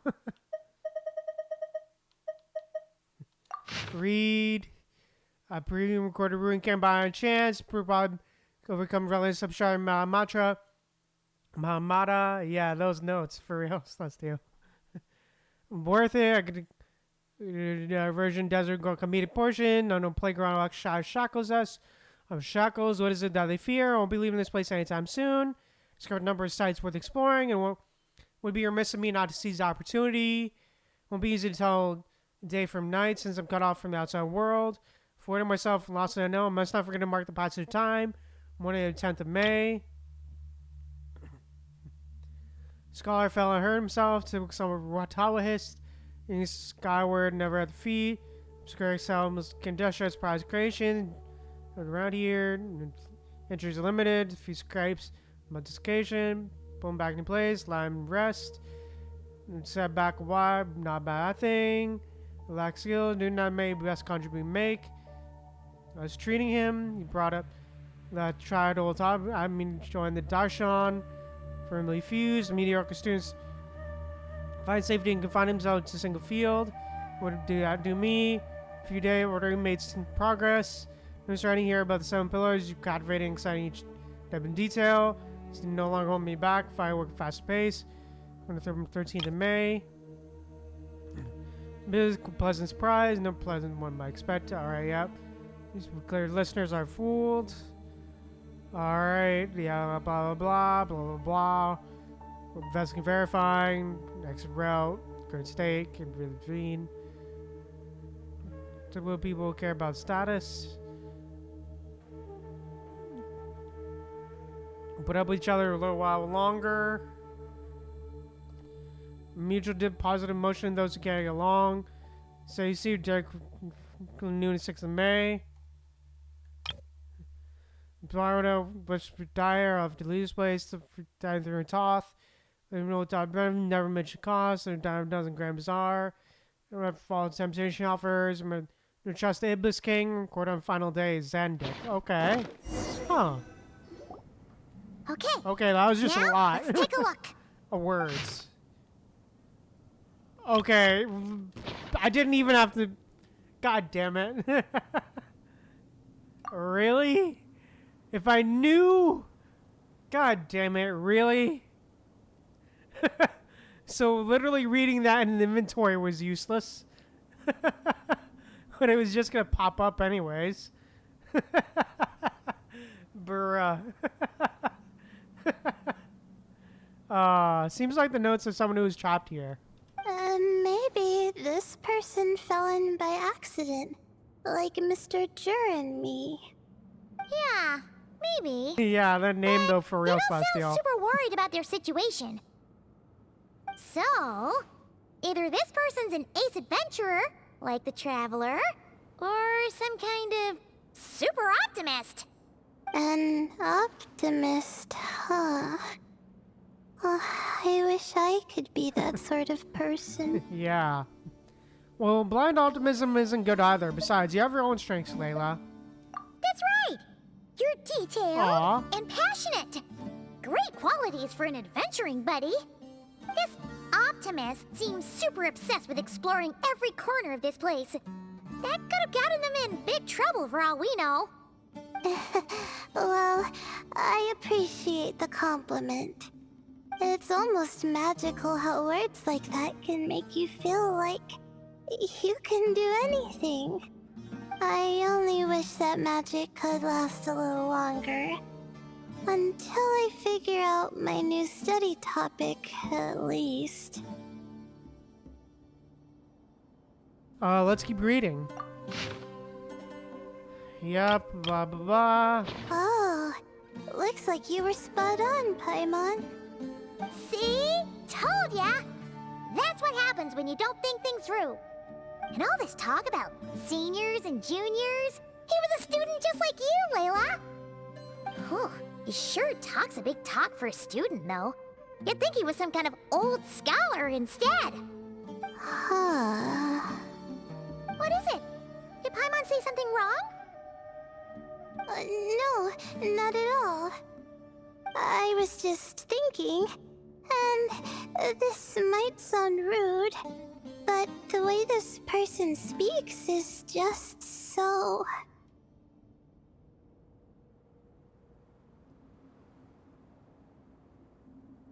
Cold?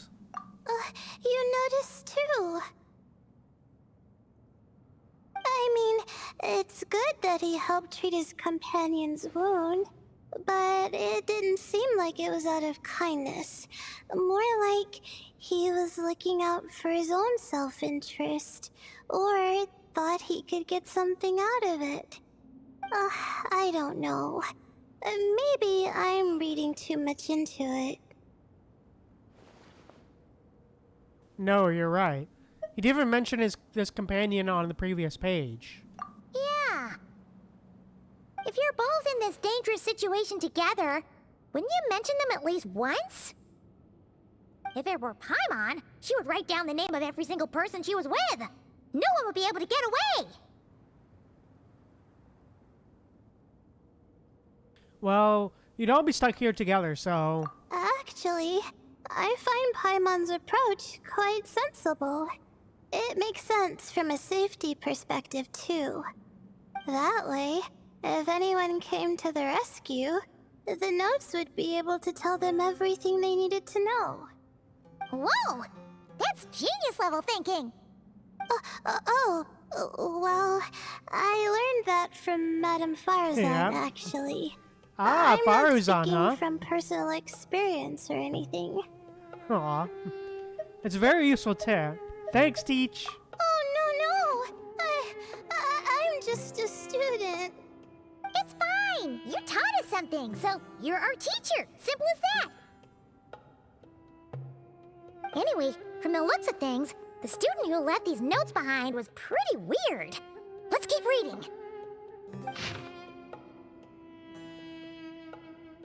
Yep, blah blah blah. Whoa, hang on.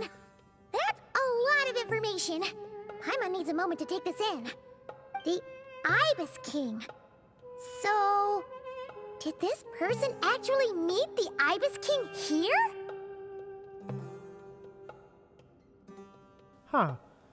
Never talked about the Ibis King before. Sorry. Who? Oh, you never heard of the Ibis King? Strange. Jeez, not again. Stop teasing her, Traveler. You know she was asking about Nefer. Anyway, Nefer's, a friend of ours. And she's mentioned the Ibis King before, but not in much detail. Huh, Paimon handled that pretty well, actually. She managed not to spill any of Nefer's secrets. Guess the boss of the Curatorium has earned your respect and then some. Oh, I see. Interesting. Well, that's not too surprising. Most people in Sumeru know about King Deshret, and most in the academia have at least some knowledge on the 7 pillars. Legend has it, King Deshret ruled the desert at the head of several wise retainers, guiding their people to pursue the limits of wisdom. He also left behind treasures for future generations, which continue to be relevant in nearly every research discipline. Now, this message indicates this student and his senior were rescued by the Ibis King. But to think it's possible to meet him in a place like this... We don't know when these notes were written, but didn't the 7 pillars disappear a long time ago? There's something else that's odd. The Ibis King's form. Yeah, the notes made it sound like his powers were restricted. Also, the mention of this form? What is that supposed to mean? I'm not sure. Let's keep reading. Oh, this is the last page. There's even a signature at the end. Well, sounds like they made it out. Guess it was a happy ending after all. Uh-huh. I hope so. Wait. But it says, the Ibis King cannot be trusted. Huh. Our friend said something similar. That the Ibis King was a liar. And the notes did make it seem like something wasn't quite right with him. Maybe he wasn't one of the 7 pillars at all, but some kind of con artist. 1,000 apologies, Eminent Lord. Paimon meant no offense. Aw. Paimon's words do not affect the opinion of the group. Bruh. Huh? What's that supposed to mean? I think Paimon raises a good point. Let's keep our guard up just in case. Alright, I think that's all the clues around here. How about we... Oh, hey, Marak. What's up? Oh, it's Marak! That means Kaveh and the others should be around here, right? Hello? Anyone up there? Can you hear us? Yeah, we can! You know, sound travels just fine in an empty chamber like this. You don't have to shout. Of course, if you're shouting to express your excitement at being reunited, by all means, pretend I never said anything. Yelling like this is kinda exhausting. Come on, let's head back down.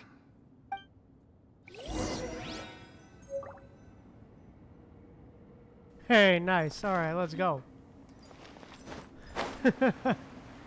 Hey, it's the 2 boys. What's up, boys? Hello.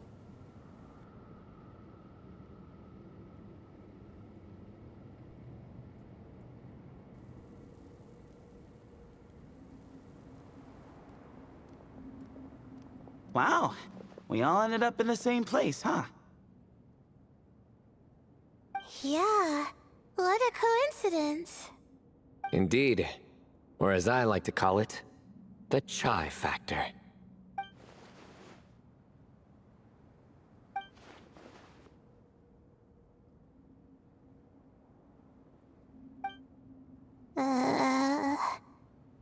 Bruh, really?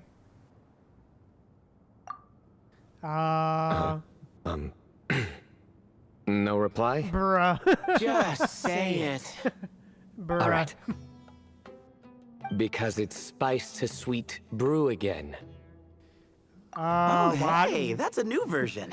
Oh, cyno for real, Celestial. Wait, what? You've never heard that one?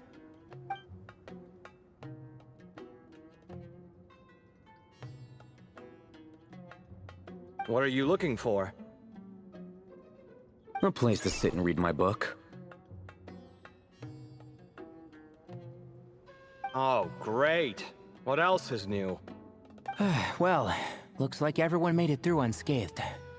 Let's take this chance to get some water, rest a bit, and discuss what we learned. Sound good? Yeah, let's debrief.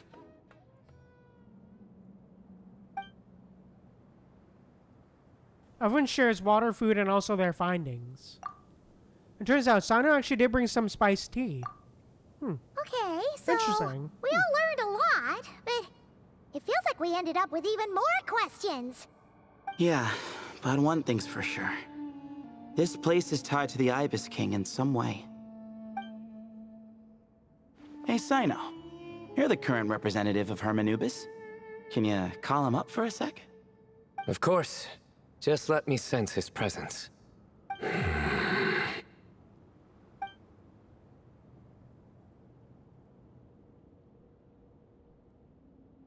Just kidding. I can't sense him at all. Bruh. Jeez, Sethos. Did you set him up for that one? What are you, a two-man act? Wow, good one. Sorry, Hermanubis isn't like the Ibis King. He can possess me, but I can't talk to him whenever I want. Oh, truly? Does that mean he's gone? I would have liked to reminisce what? about old times with him. I'm sorry, what? What the hell? What? The cat! Yeah, what? It speaks! Of course it Yeah. speaks. In fact, it is not an it at all. You do me a great offense. What? My I'm sorry, apologies. what? Esteemed cats, sir?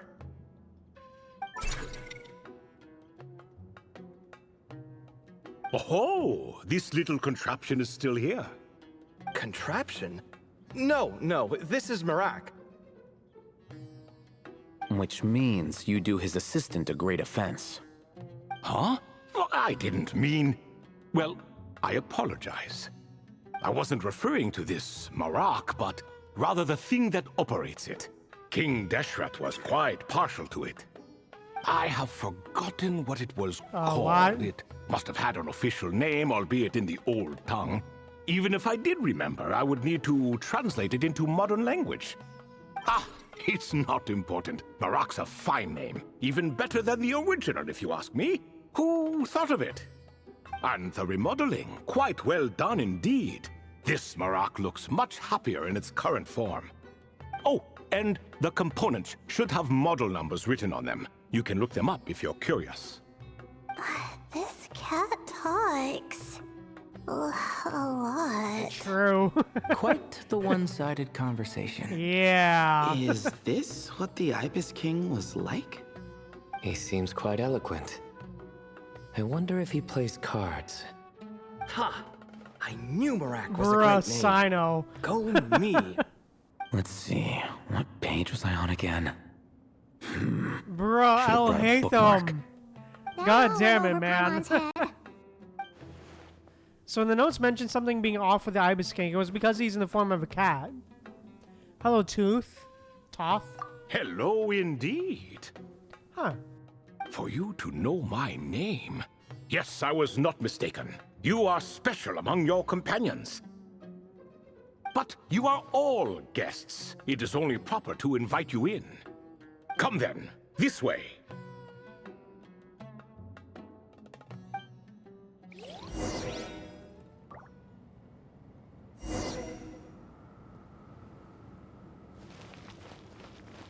Hey, nice. Let's go. All right, Toth. Lead us, sir. Alrighty then, let's go. Ooh, elevator. Alrighty.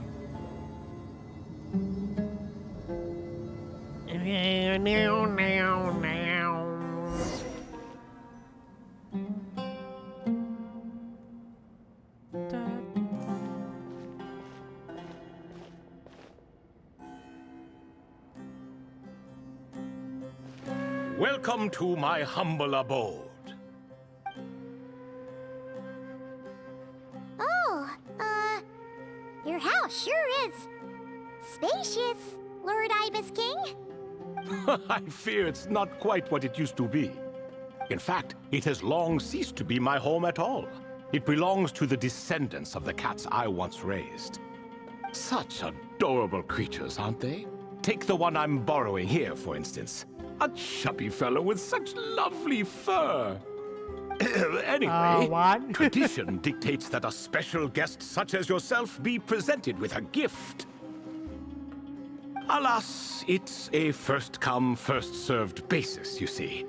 I fear with the passage of time, none are left. What? So the treasure's gone already? Treasure, you say? Not an inaccurate description.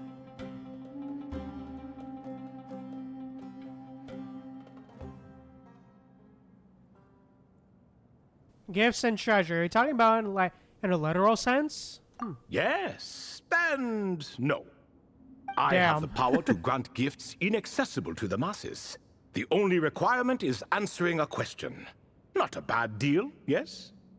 Of course, my questions were given unto me by King Deshret, who in turn received them from the Mistress of Flowers.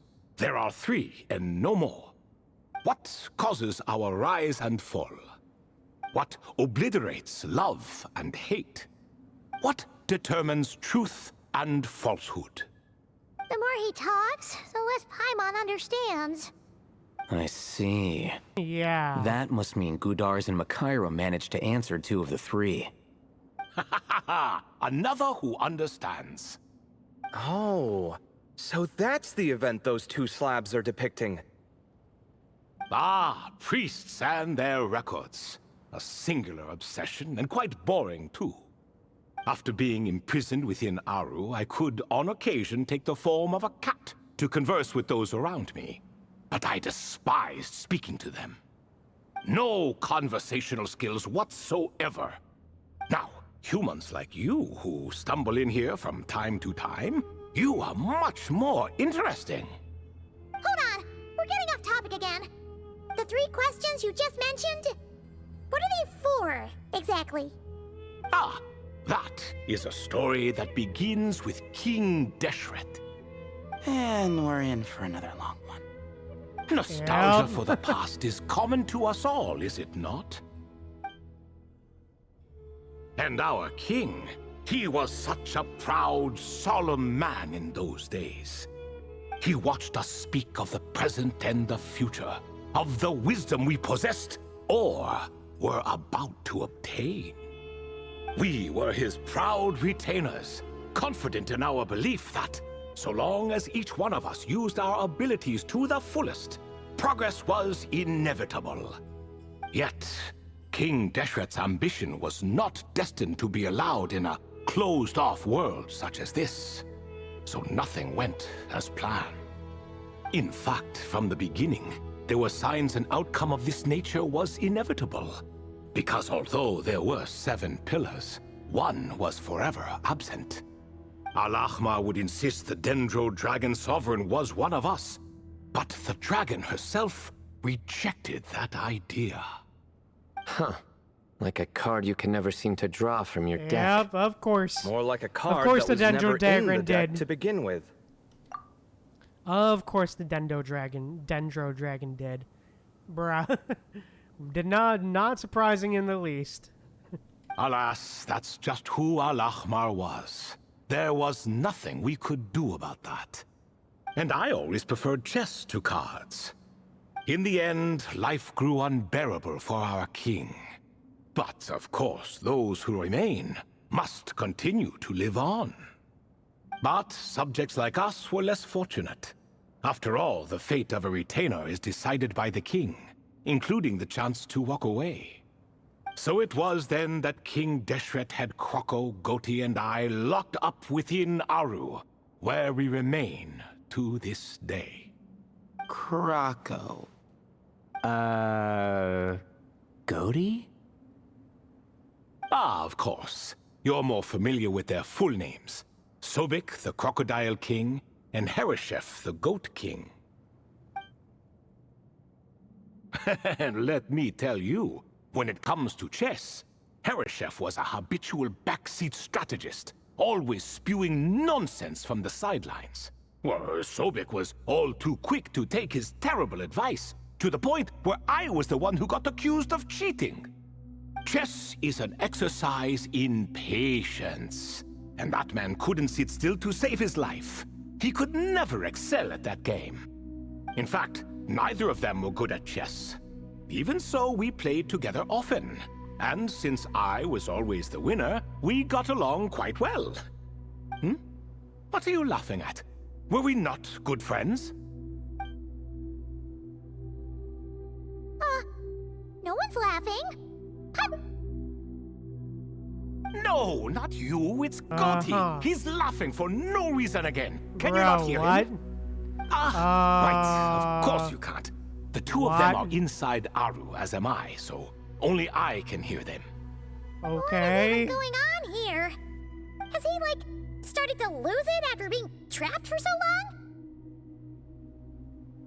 That does happen to prisoners serving life sentences. Speaking of which, how's Azar doing these days? I doubt he's doing much of anything. Just what I wanted to hear. What is the meaning of this? You doubt my words? I have half a mind to not talk at all. Oh, no. They're not questioning you, Lord Ibis King, just discussing other things. Please, continue. In that case, where were we? Getting to the part about the 3 questions. Hopefully. Yep. Yes, we're Yeah, almost hopefully. there. Before I entered Aru, King Deshret said I could be released from my eternal seal if I chose humans who could provide the correct answers to those 3 questions. The first person who caught my eye was Gudars. I asked him, what causes our rise and fall? He answered, conspiracy and betrayal, for it renders the righteous and wise unable to succeed, and thus nations fall. Hey, thank you so much for redeem, Fuzzy. Thank you, and welcome to the stream. Yeah. And hydrating now. Hey, nice. Thank you so much for redeem, Fuzzy. Thank you. I found his answer All right, let's quite keep going. interesting. So I bestowed welcome to upon the stream, him Fuzzy. the power to deceive. The second human I chose was Makaira. I asked her, what obliterates love and hate? She said unto me, I have nothing left to lose. Vengeance alone can quench both love and hate. I found this to be another fascinating response. So I granted her the power to be loved. But both of them ended up... Now then, young one, riddle me this. Did their answers point to this fate? Or was it the power I bestowed upon them that determined their end? I'm just an observer who doesn't understand their circumstances, so I can't answer. A clever reply. I do not wish to comment either. It is all in the past at this point. My only wish was for their answers to be acknowledged by King Deshret's rules, and bring me one step closer to freedom. As for the final person, her fate remains to be seen, so I will not reveal her name. Hey, Fuzzy. That must have been Nefer then. Ah, yes. I asked her, what determines truth and falsehood? And found her answer quite compelling, so I bestowed upon her a gift to match. As you can see, however, I have not been freed, so it's clear the answer she gave at that time was wrong. But alas, 3 people were chosen and 3 questions were asked. So now all I can do is wait. Wait until her wisdom is in line with the rules set forth by my king. Until she has found the true answer to that question. No wonder there was no 3rd stone slab then. Or perhaps you're just not ready to include her in the story. Though, that might be a generous interpretation. Well, it's not merely because her story remains unfinished. As the remaining priests of this place left, or passed on, there were none left to record the events that followed. Besides, stone slabs are few and far between in the Great Red Sands.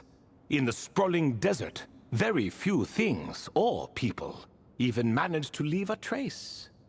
But sometimes I can't help but wonder, if that young man from several centuries ago had been willing to answer my question, would I have left Aru by now? Wait, so there was someone else? Of course, it has been thousands of years after all. All sorts of people have stumbled upon this place, but I only chose the special ones. That young man had such a singular intelligence, though his companion, by contrast, was rather average. Damn. Bro really isn't holding back, huh? Wait, could that have been... The author of those notes we found? The student named Zandik? Yeah. Yes, I think that was his name.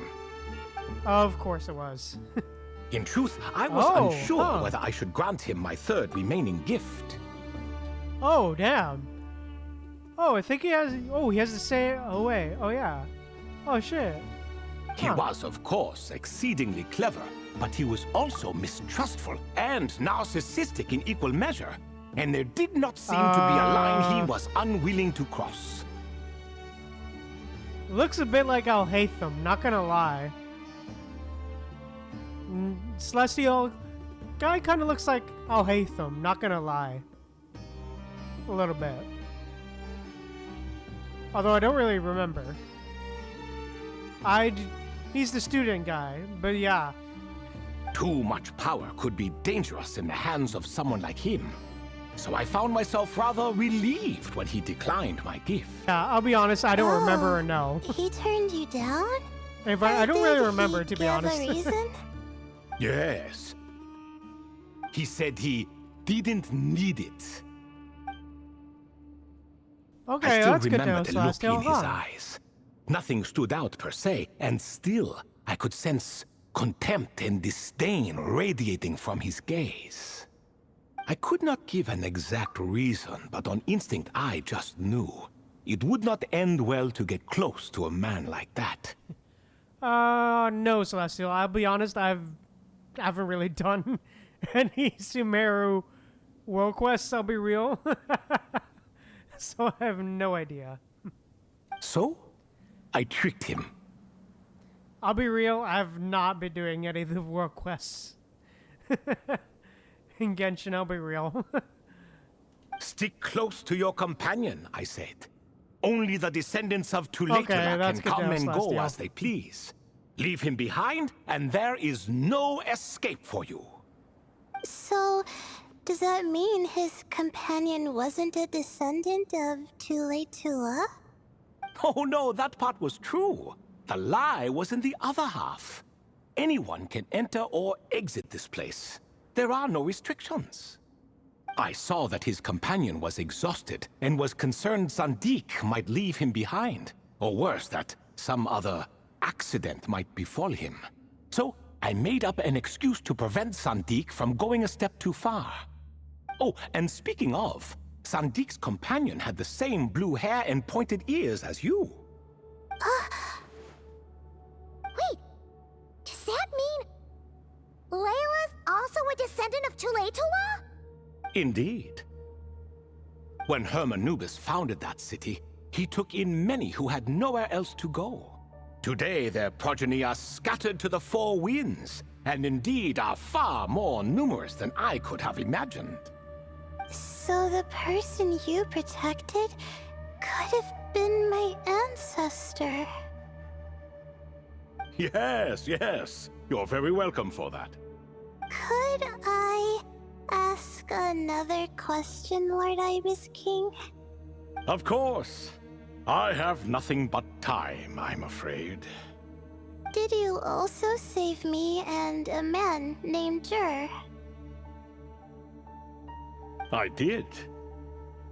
You two were quite unlucky bumping into a device King Deshret once used to measure human brain power. That contact caused more knowledge than you could handle to flood into your minds. So I replaced that knowledge with simpler, repetitive information. Of course, the side effect being the same thought repeating over and over again in your mind, but that should resolve itself in time. How many moons are there in the sky? Yes, that was the phrase I used in your head.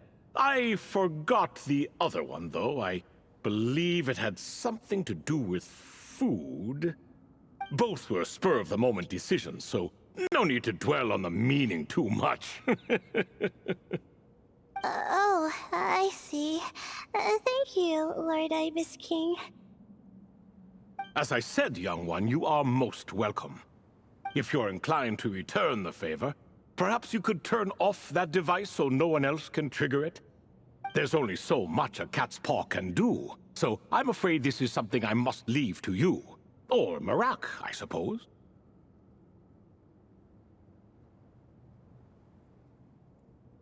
Don't worry, that device can no longer be activated. Oh, splendid! Another one bites the dust. Such is the fate of things here.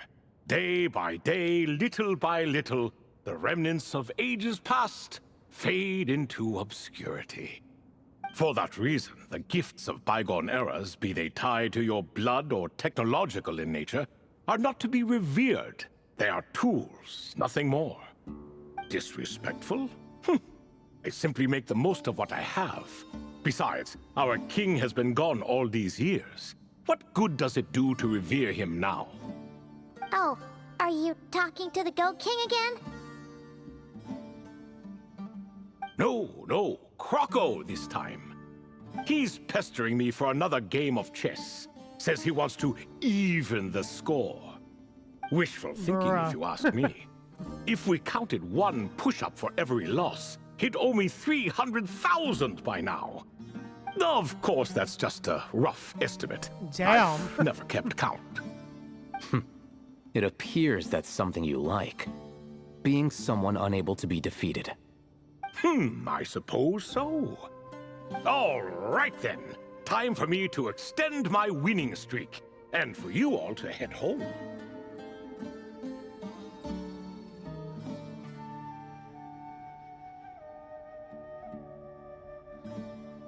Best of luck to you. In truth, deep down, I know even the answers to those 3 questions will not change my fate. But that is for me to reckon with. Go on now.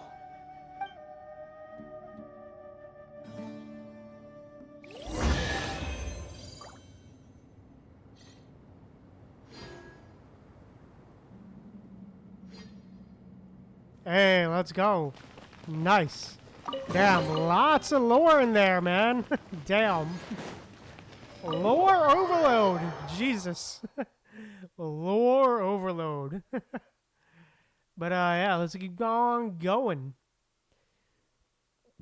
That was a long-ass conversation. Excuse me. Do you even know what time it is? I've harvested 3 crops of tomatoes while you've been gone. Damn. You're exaggerating, Professor. I'm making a point. There's a difference. Sincerest apologies for keeping you waiting, Professor Cyrus. God damn it. All right. Our mistake. Please accept our apology. See, that's what I call manners. Now, are any of you hurt?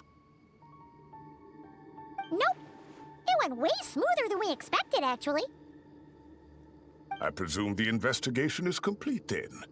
Come, tell me all about it. Tell Cyrus what happened. Oh my, did you luck out? If you've read the work from the Vahumana Dashan, you would know that the Ibis King is, well, let's call it a mixed record. Perhaps he softened up a bit in his old age, and that's why he chose to help you. Or perhaps he just didn't have a good enough reason not to help us. See? Marak agrees. How do you even know that's what Marak meant? That could have just been a happy noise. In any case, there's a lot to be happy about. We figured out what happened to Layla and Jur, and there were some unexpected takeaways too. Yeah, I never expected to learn about my ancestry. I've always thought of myself as just an Yeah, these ordinary guys for real, student. Celestial. I never would have even considered something like that could be true. Yeah. Come to think of it, our ancestors might even have been friends at some point. Huh? You're right. Maybe I should take a trip back home to see if I can find any records about that. Oh, I was just throwing that out there. I wouldn't want you to go to the trouble. It's fine. My advisor gave me a break, and I still have a few days left, so... Oh, wait. My study topic. I haven't made any progress at all. No. Oh, damn. I need to focus on that instead. Rip. One thing at a time, Layla. Right. Couldn't you help her, Professor? Huh? No, I could never. Me, you say? I'm from the Spatamar Darshan, and I don't think that Nephis or Zahahadi researched the stars. All I have to offer are my homegrown tomatoes. Although I suppose it's not impossible. I can ask a few old friends to recommend some interesting topics. You really don't have to. It sounds like a lot of work. Hardly. A few passing questions while we water the plants? It's no trouble at all. Thank you so much. Of course. Now it's getting late, and you all must be tired. Let's wrap things up here. Some say desert nights are the sun taking mercy on us after the heat of the day.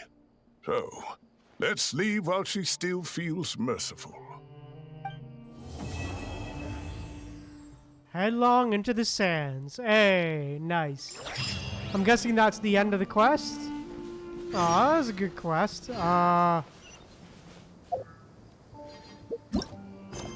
Okay, no, that's the... that was a good end to the quest. Oh, Zambik, okay. Good to know, Celestial. We'll keep that in mind. But, yeah, definitely some great stuff, man. Okay, now it's just minigames. Okay, good to know. But, yeah. Just, man, that was good. That was a lot of lore, man. a lot of lore. But, yeah. I think with that said... yeah, but yeah. Just great stuff. It was really good to see all of the Sumeru cast again, man. It's just really good to see all the Sumeru cast again, man. I really missed them. But, yeah. It's real fun. But, yeah. I think with that said, we'll probably hold off. Alright, okay, yeah, okay, good to know, Celestial. I'll probably be prepared for that, sure. For sure, Celestial. But, yeah. But, yeah, I think we'll probably hold off on the Emily quest for now today. I'll probably just continue on with Lynette's Hangout. We'll do a bit more of Lynette's Hangout. So, yeah, let's do it. Hi. Lynette? What are you doing? You're not welcome here. I've been to the Fleuve Sandra plenty of times before. This is the first I'm hearing about me not being welcome. Things are different around here. You might be used to a crowd of bootlicking morons fawning over you wherever you go, but not down here. We know what you are. Bootlicking morons? He's got a bone to pick with you, I guess? I don't know. I've never met this kid before. Gina, stop that! Go home now! Bruh. Jillian! No buts.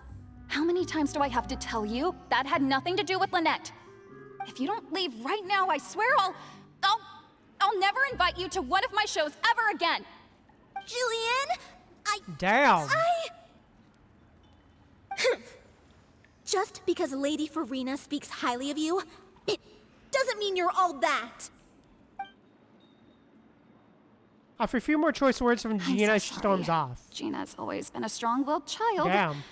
That's why I never let her visit me at work. It's okay. I have younger siblings too, so I get it. She's in her rebellious phase, huh? If you let angsty kids get you riled up, they'll drain all your energy. So don't worry. I won't let it get to me. Well, this situation's a little different in this case, but still, thank you. So, what brings you to the Fleuve Sandra? Oh. We came to see you. Can we talk about the original protagonist? We heard about it from Maloney. He said you were originally supposed to play the lead. Maloney, huh? Of course he couldn't keep his mouth shut.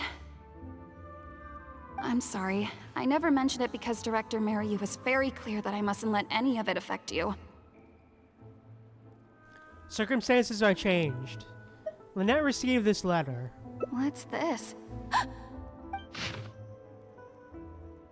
Ah, yes, the threat letter. I don't know, who would do something like this?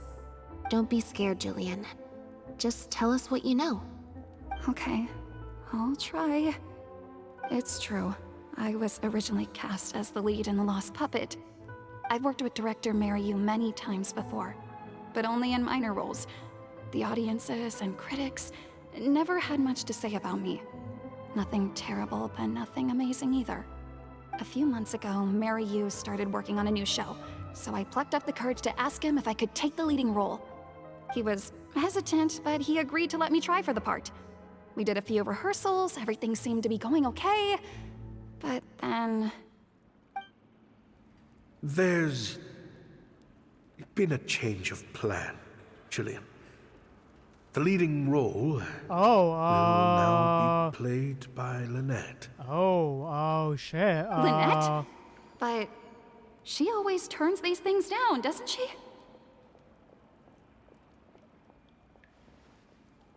And that's why we cannot afford to waste this opportunity. Jillian, I understand how you must be feeling. But Maloney and myself have to do what's best for the production as a whole. Next time, the lead will be yours. I promise. I was incredibly disappointed at first, but I also know full well that I don't have Lynette's star power. Without Lynette, how could we ever convince people to pay money to go and see a masked mime show? And if the show was a flop with me in the leading role, how would I answer to the director and the rest of the cast? Then, I got to meet you on stage and found that you're really down to earth, in a way that not many celebrities are. You were kind to everyone, and your performance wasn't bad. Whatever disappointment I had left at that point, I certainly wasn't about to take it out on you. By wasn't bad, you mean it wasn't great either. So, I'm guessing Mariu changed the script to simplify the protagonist, make her a dumbed-down version of the mechanical puppet that I could actually play. He did make some changes to the script, yes.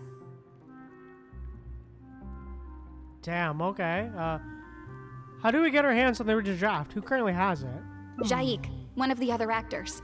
He likes to collect Dr. Mariu's old drafts because he hopes to be a director himself one day.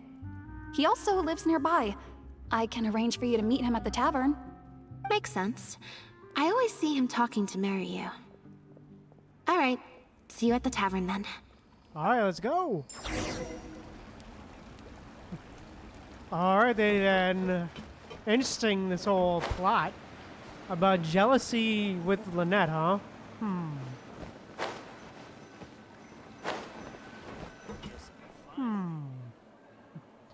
after waiting at the tavern for a while. Sorry to keep you waiting.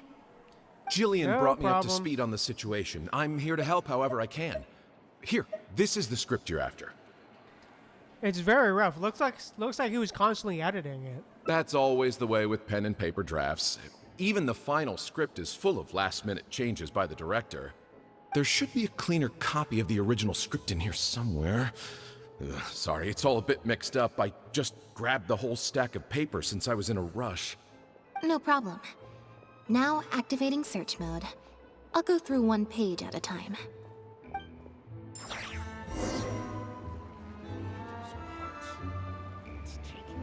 Alright then, let's go.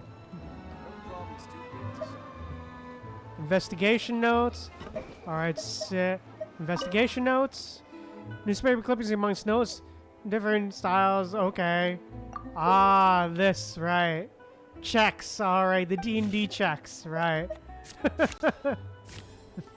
God damn it, really? And director Mariu. Read Sarah. Original script. Alright, let's see. Boom. Really? God damn it. Why do you keep failing, man? We already sketched the story. Do you? There's my search meaning of life. Boom. Please. Hey, there we go. Nice. We finally won one. We finally won one!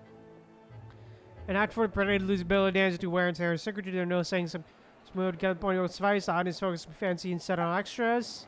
Alright, cool. Nice. Alright, another one. Manuscript. Letter amendments practically illegible. Alright. Please. God damn it. Nope, I can't read this at all. Man. Man, really? Man, really? Let me skim through. Come on, please. God, I suck. This sucks. Man, I suck at this. The RNG, man, my RNG's horrible with this, huh? Keep failing. For reasons fancy, many polished sets, but your show more humble venues. And yourself noteworthy. Alright. But damn, the my RNG protagonist sucked returns to the during ruins that. where she began and performs a dance in honor of her deceased companions. She dances until her joints have rusted stiff and mechanical parts are falling from her body. Yep, that's not something a novice could hope to pull off after just a few months of rehearsals.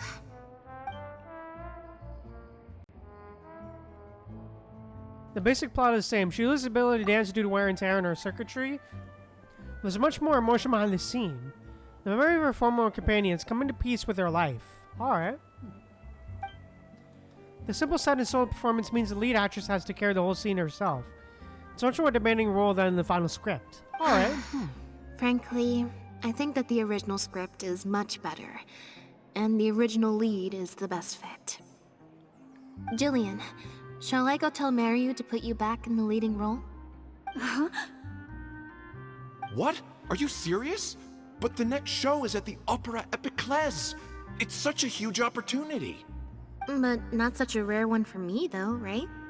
That's different. This isn't you as part of a magic duo. It's a chance to star as the main character in a show. You'll reach whole new heights of fame. Fame in small doses has its perks, but too much and I'll get overloaded. But if you play the lead, the fame will be yours, and I get to be free. Sounds like a win-win, don't you think? It'll never work. There's no way Director Mariu or Maloney would ever agree to it. The set for Act 4 would need to change, as would all the marketing materials. And that would mean asking Maloney for a lot more Mora. Changing actors at the last minute is just too risky. If anything went wrong, it could bankrupt the whole troupe. Plus, Maloney's friends have already published a ton of articles saying how this is the role that Lynette was born to play. No one else can play the protagonist now. If Lynette quit the show and I took her place, it would destroy the reputations of Maloney's friends. None of their future articles have any credibility.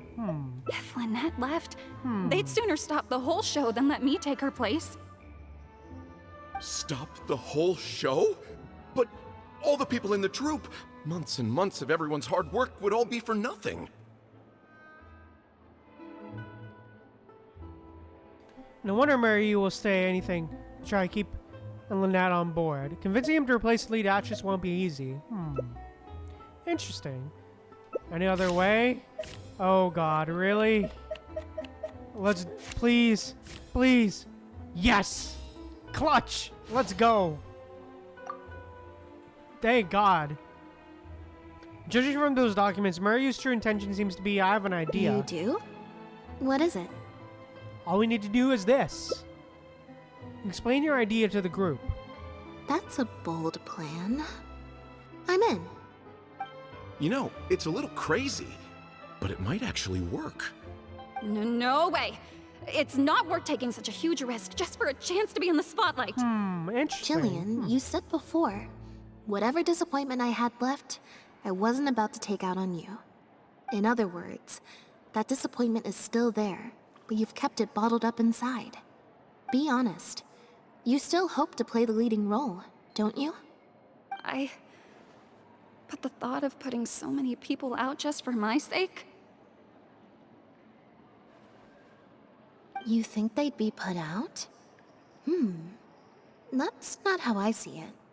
Jillian, you were more dedicated than anyone during the rehearsals for the original script. We all saw how hard you worked for this role. And I think you know that unless we decide to make a stand here, the path we're on is only going to take us further and further from our dreams, all of us. So take it from me, you would not be putting us out. Not one bit. Whether the plan succeeds, it is up to you. You guys... Okay. Let's do it. I will play my part. Yes! I knew you'd come around. All right, I'll let the rest of the troupe know and we'll start preparing immediately. Wonderful. This solves everything. Wait, but what about the threat letter? Do you have any idea who sent it? As long as we stick to the plan, I'll give up the lead role, so it won't matter anymore, right? But surely you want to know who it's from. If they're out there and no one's keeping an eye on them, what if they come looking for you? I doubt they will. It's supposed to be a threat, but they didn't even say what would happen if I don't meet their demands. Plus, the handwriting is kinda childish. Doesn't look like a professional intimidator to me. Who knows? Maybe it was just a fan of yours having a moment. A fan? Of me? Maybe there's someone out there who really appreciates your talent, even in the supporting roles.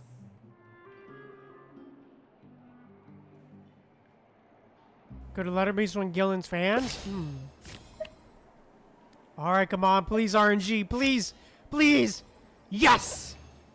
Got it, nice. Yes, RNG, baby. RNG's turning around. Gillen's sister has mentioned that Farina spoke highly of Lynette, but when could we have heard that? It's getting late. We should be leaving. Huh? So suddenly? Come on. Alright, okay. Lynette grabs her hand and leads you out of the tavern. You give me her sound. Notice the faint sound of sobbing in the corner as you're leaving the tavern. I'm such an idiot. Okay, Sorry for manhandling you. You looked like you were seconds away from figuring out who sent the letter, so I had to act fast. Was it Jillian's sister? Nothing gets past you. Yep, it was kind of obvious, to be fair. Just because Lady Farina speaks highly of you, it doesn't mean you're all that. I'm so sorry. Gina's always been a strong-willed child. That's why I never let her visit me at work.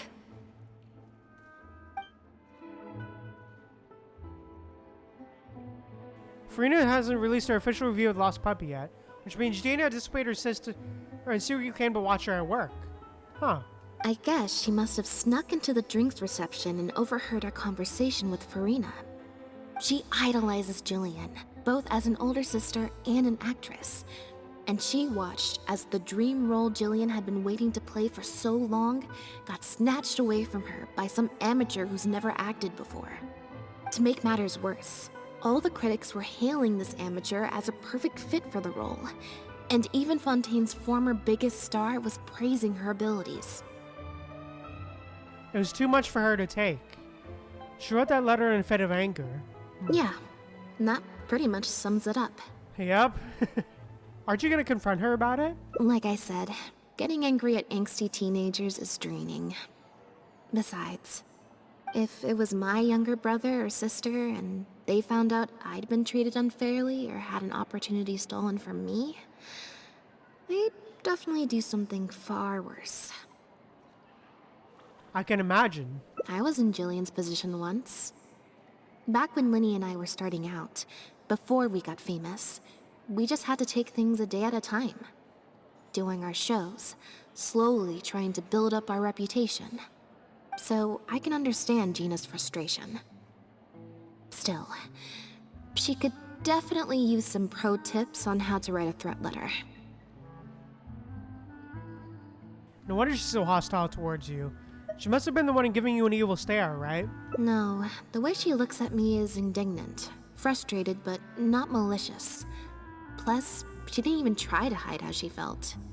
Whoever was giving me that evil stare was backstage.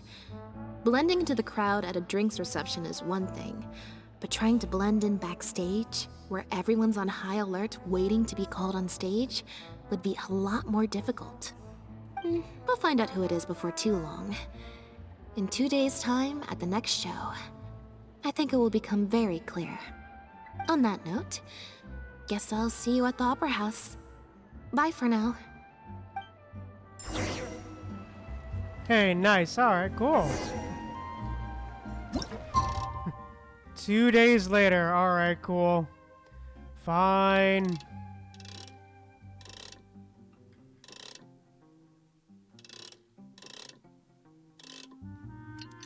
Oh, wait. Oh, shit. God damn it. Alright. Tick tock on the clock. Na na na na tonight. Fine till we see the sunlight. Tick tock. Na na na na na. Wow wow wow wow. Alright, here we are. Alright, to the opera epic class. Really interesting plotline here with Lynette, though. Also, I heard you can get Farazan plushies as well through this event. Yes, the mystery. Yep, there we go. Oh yeah, I heard you can get like Farazan stuff to craft like Farazan stuff. Whatever.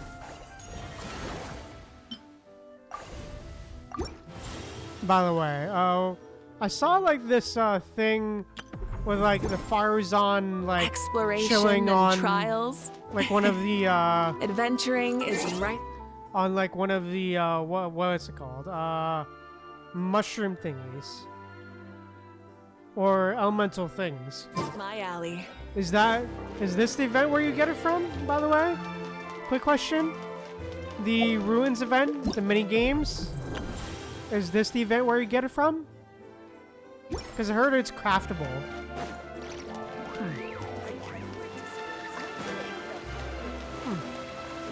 Interesting. Because I want to get a ton of them. Yeah, that little, you know, that little Farazan plush thing, you know? The little plush thing of, like, Farazan chilling on, like, the, blue... What's it called? What's it called? The Farazan thing.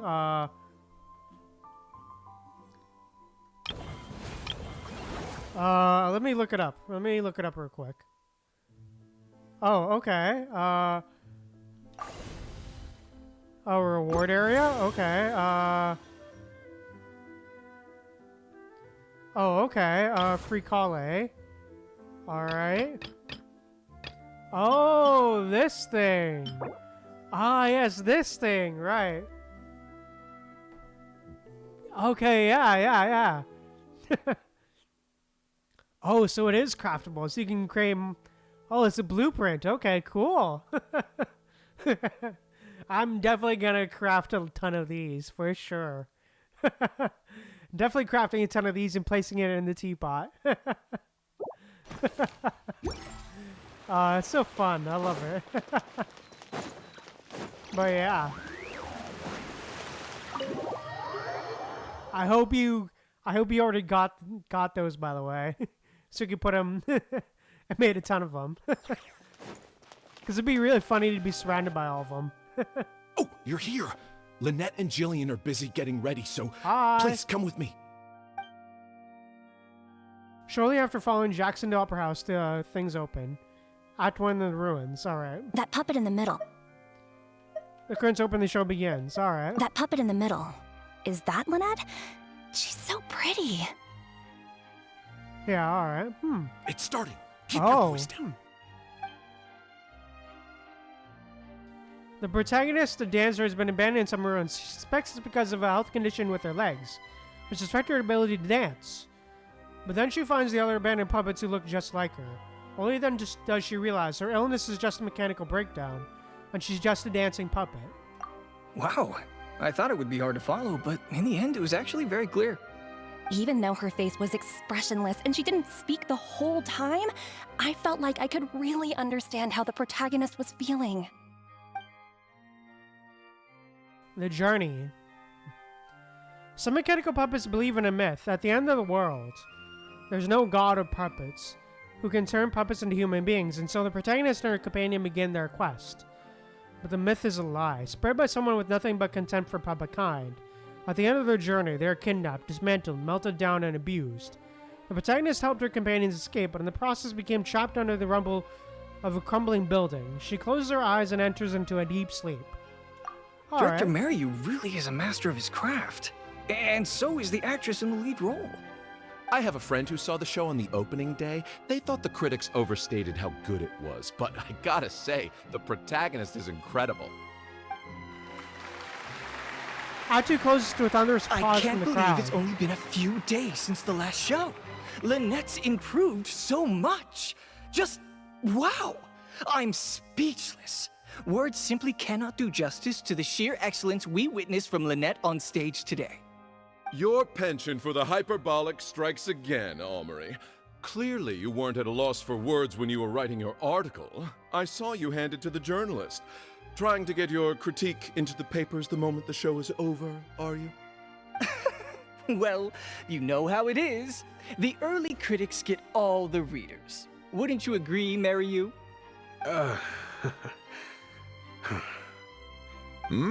What's the matter? Cat got your tongue? Ah, the first half was a huge success. Even I could tell the acting was top tier. My apologies, Mr. Maloney. Please excuse me for a second. I need to have a little talk with my actors. Oh, very well. Hey, while you're at it, this might be a good time to talk future collaborations with Lynette.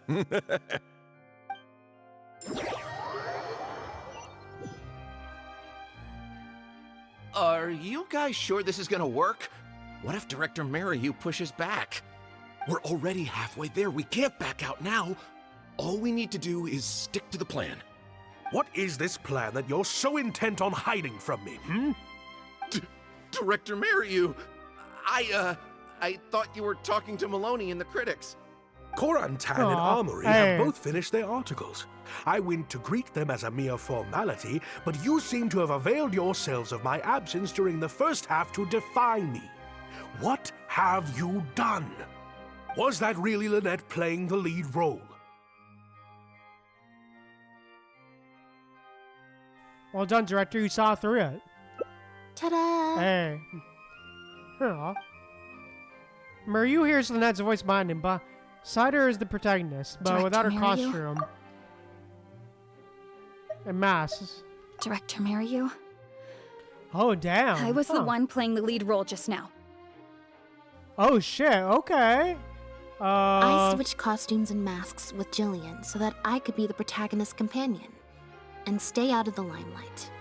Lynette, why on earth would you do this? You know my acting is amateur. The only reason I'm being seen as a pro, let alone a pioneer, is because you have critics supporting the show. But right now, there's a whole audience out there. And you've no hope of paying them all off. If they'd seen me in the leading role during the first half, they wouldn't be expecting anything more. But what happens now that they've seen Jillian in the role? If you force me to play the lead in the second half, they'll be wondering, why is the actress suddenly giving such an underwhelming performance right at the climax of the whole story?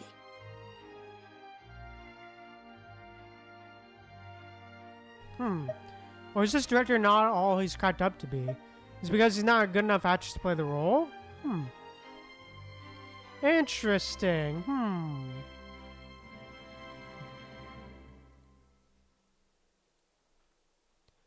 Alright. Interesting. Oh, god damn it. Chat. Twitch chat broke. God damn it. And we're back. It's because she's not good at whether the critics wrong? These are just some of the questions that will be on everyone's minds during the second half. And those questions will follow them out the doors of the theater after the show ends. Do you think critics will still have any credibility then? There's only one way for you to save your reputation. And that's to keep Jillian as the lead all the way to the end. Absolutely not. I'd sooner announce that we're having technical difficulties and need to stop the show.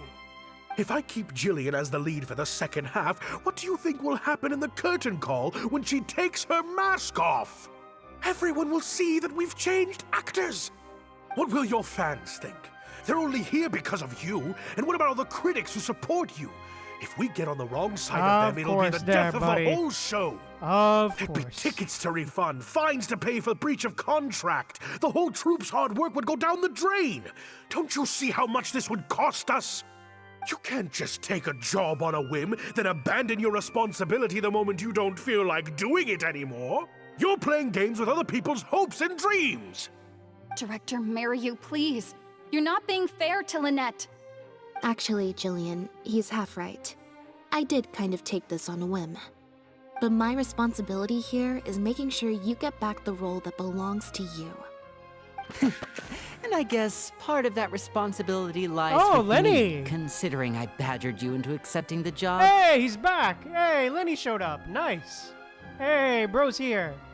Look who finally decided to show up. Sorry I'm a little late to the show. Work's been keeping me pretty busy lately. Sure, buddy. Lenny? What do you want? Do you think you can snap your fingers and make all my problems magically disappear? That might be a little tricky, but instead, I could make something else magically appear. Oh? What's this? A draft complaint letter, my contract, your legal fees, reimbursement for the tickets, and an advance on the penalty fee for breach of contract. Mr. Mariu, I'm stepping down from the leading role, regardless of whether you choose to cancel the rest of today's show. If you do suffer unforeseen financial losses from this, you're free to seek damages as per the contract. And if you want to file a lawsuit, there's a draft here that you can use if you need it. What?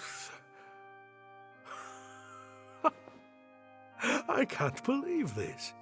You're literally handing me a lawsuit against you with a straight face. Of course. All this Mora, it's a pittance to you, isn't it? Must be nice to have the luxury of prior success and fame. Look at us. We're huge stars. One minute we want to go on stage. The next we feel like backing out of the contract. But that's okay. We're famous. We can afford it. You have no respect for other people's work. You're treating other people's hopes and dreams like a big joke. You don't give a hoot how much this show means to other people. You don't even care that the whole production might have to shut down because of you. That's not true. I do care. And I'm under no illusion as to how much this show means to you. Oh, brilliant deduction there. Of course it means a lot to me. This is my show. That's the only reason I asked you to be in it in the first place. Really? Then why do your eyes tell a different story? The way you look at me, it's full of contempt. Almost as if I've destroyed your work of art.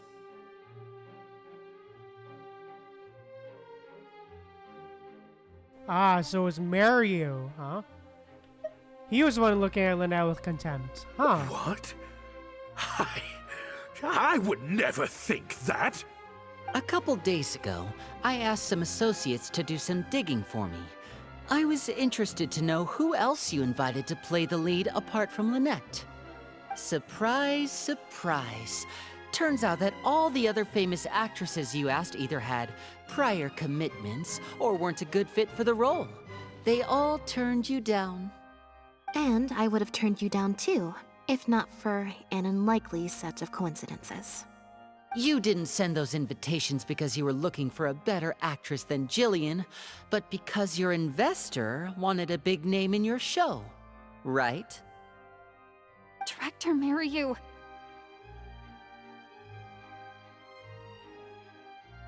It's clear as day that Jillian is an outstanding actress. True. But fame was the key factor, and that was the one thing she didn't have. To get Maloney on your side, you chose to make Jillian the understudy, and then look for an opportunity for her to take the lead. But then Lynette actually accepted your invitation, and her acting debut was sure to attract attention. I bet you were torn at first, weren't you? Do you stick to the tried and tested formula? Choose Lynette, use her celebrity to get the critics on your side so that you and your investors can line your pockets? Or do you choose Jillian, so that you and your longtime collaborator can stage the show of your dreams, the original, unedited version of The Lost Puppet? Whether you did it because of pressure from your investors, or because you were lured in by the money, ultimately you betray yourself by choosing Lynette. Hey, nice. Get wrecked, baby.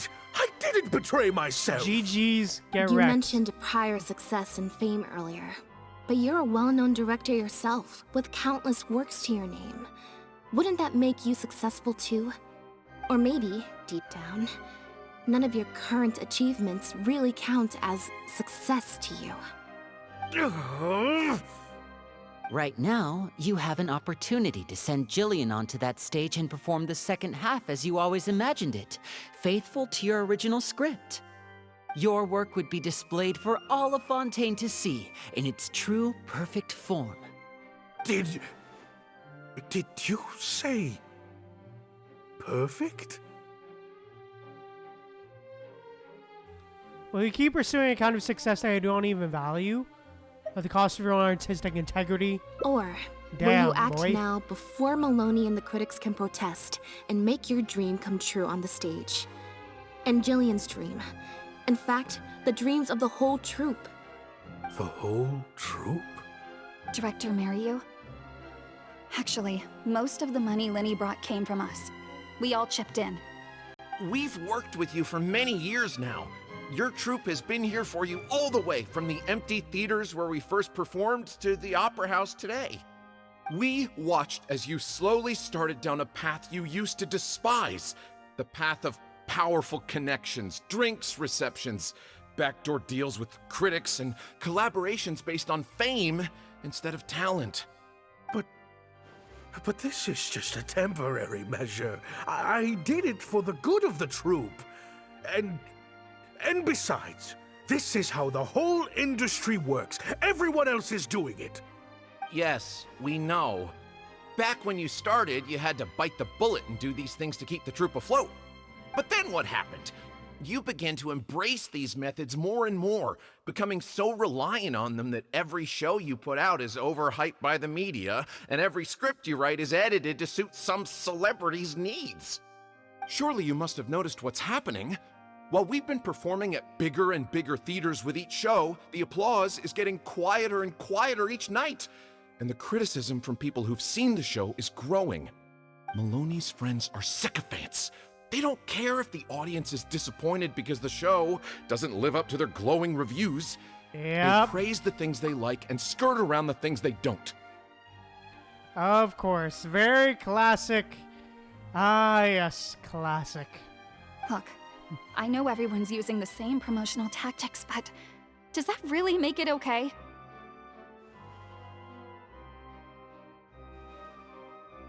Well, it's just a stopgap solution.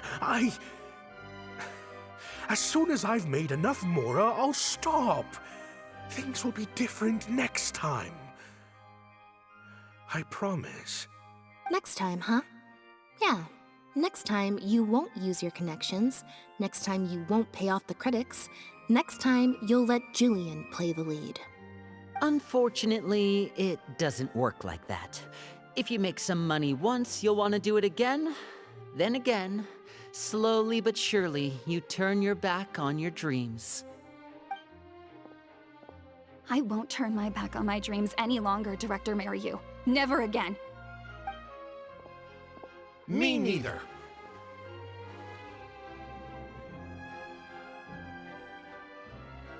Hey, nice. Today's the day. It's time to live for your dreams. Oh, God. Oh, damn. Okay. Damn, the big boost, huh? Hey, nice. 31. Jesus. Hey, nice. I had dreams too. Once.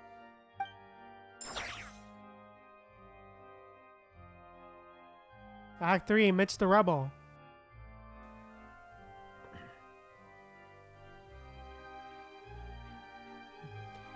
An unknown period of time elapsed before the group of mechanical puppets finally cleared out of the rubble, freed the protagonist, and reactivated her. They told her, "You've been buried here for 1,000 years. The mechanical puppets now rule the world." It turned out that the puppets who started the uprising were none other than the protagonist's companions, whom she had rescued all those years ago. The protagonist was now revered as a hero by all puppet kind. The mechanical puppets asked the protagonist what she wishes for, but she only wishes for one thing. Huh. The plot here seems a little different from what the reviews said.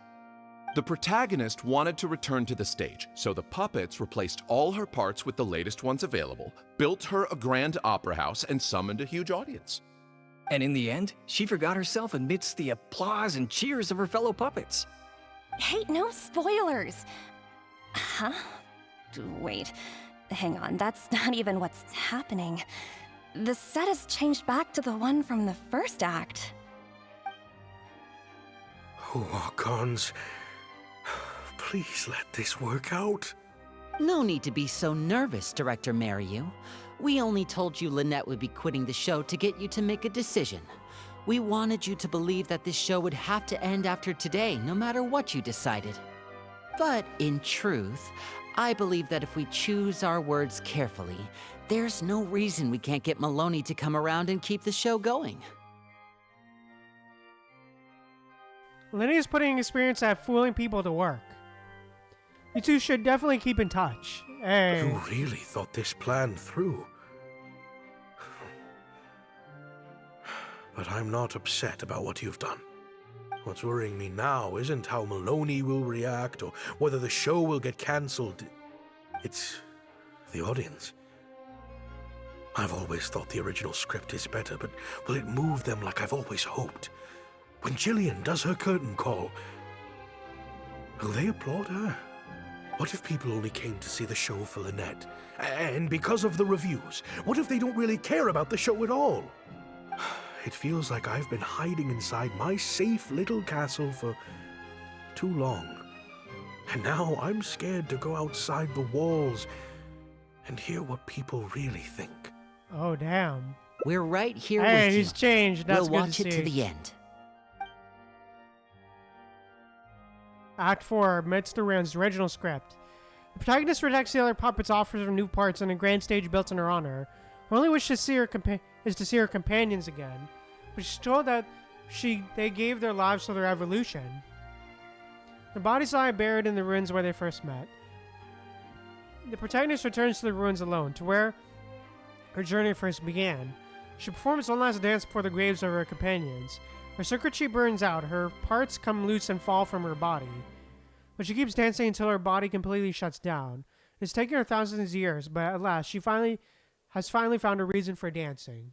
Aw. Wow. That's nice. Okay, this ending is much better.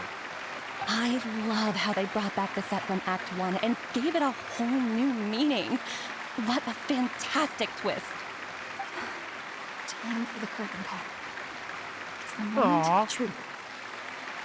The applause continue after I take off the mask. I could always leave my mask on. No one would ever know.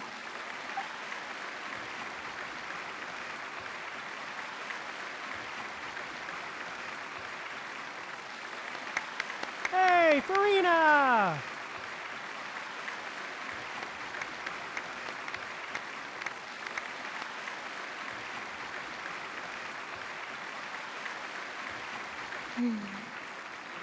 This is what fame looks like when it's truly deserved. Hey, aw.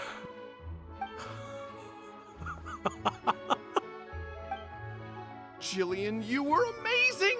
Cyro was tearing up when you did your final solo dance. Well, so are you. Really? I was so nervous. My legs felt like they turned to jelly. What looked like an actor unsteady on her feet was in fact a poignant expression of the protagonist's frailty in her last moments. Or whatever. Damn. Oh no, I can't take any more of that. Hey, Mario! What the heck was that? Why wasn't Lynette playing the lead? Our articles are already going to press. You better have a good explanation for this. It was my... Hey now, it was all of our... Hold on. The decision was mine, and mine alone. They had nothing to do with it. If you have any concerns, gentlemen, then please direct them to me. Marry you? So it was you? Well then, I trust you'll have no objection to me pulling the plug on this production.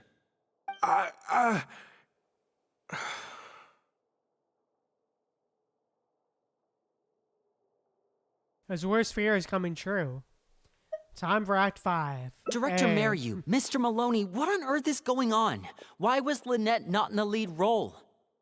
It took a lot of convincing from me for her to accept the role, and I had to turn down some big work opportunities to come and watch her performance today. You have some explaining to do. Lenny, it was all his idea. Mariu, explain yourself. Wait, Lenny, as a matter of fact, this was a piece of performance art.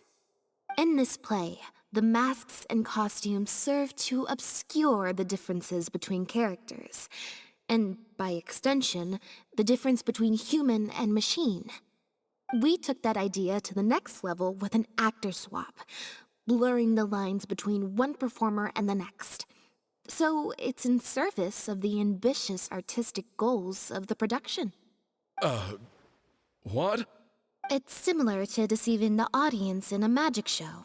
We employed this technique as a means of breaking the fourth wall. It allows the audience to more intuitively understand the cognitive dissonance felt by the protagonist as a machine trying to reconcile the notion of her humanity.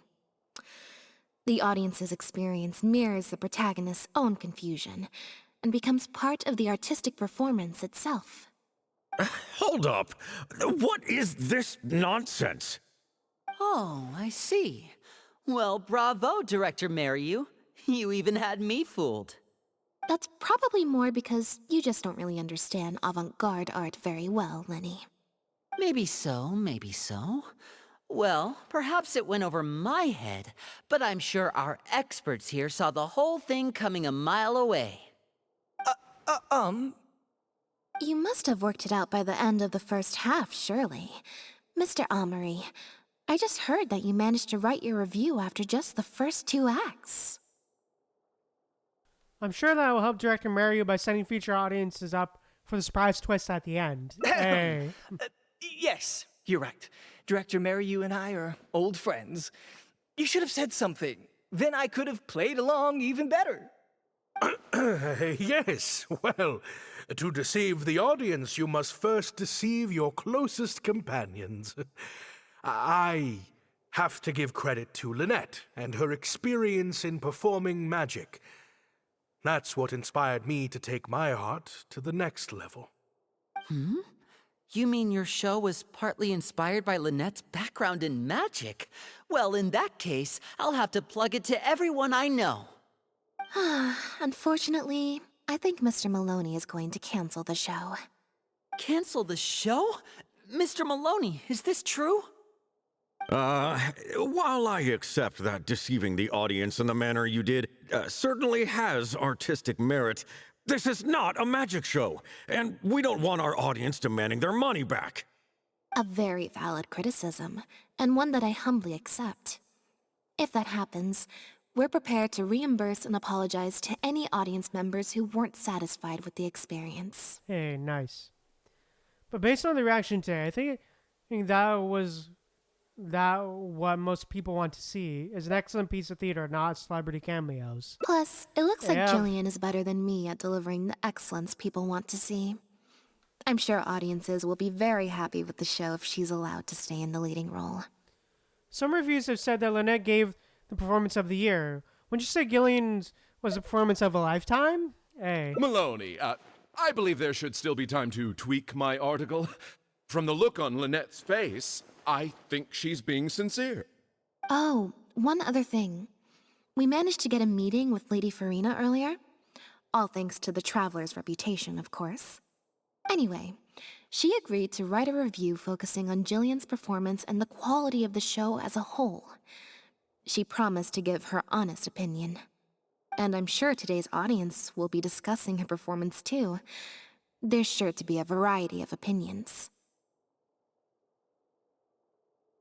What about you, Mr. Quarantine? How would you rate the show? Oh, I mean, art at its finest, clearly. But I'll have to give it some thought before I decide exactly what to write. Oh, of course. Always good to put some thought into these things. Especially now, with a growing range of voices out there. I imagine competition for readers becomes more fierce when everyone's discussing the topic. Quarantine, Amory, let's go. It's time for Maloney leaves with critics in tow, and you and Lenny excuse yourselves and leave. Hey, and all that stuff. But yeah, let's go. Nice. But yeah,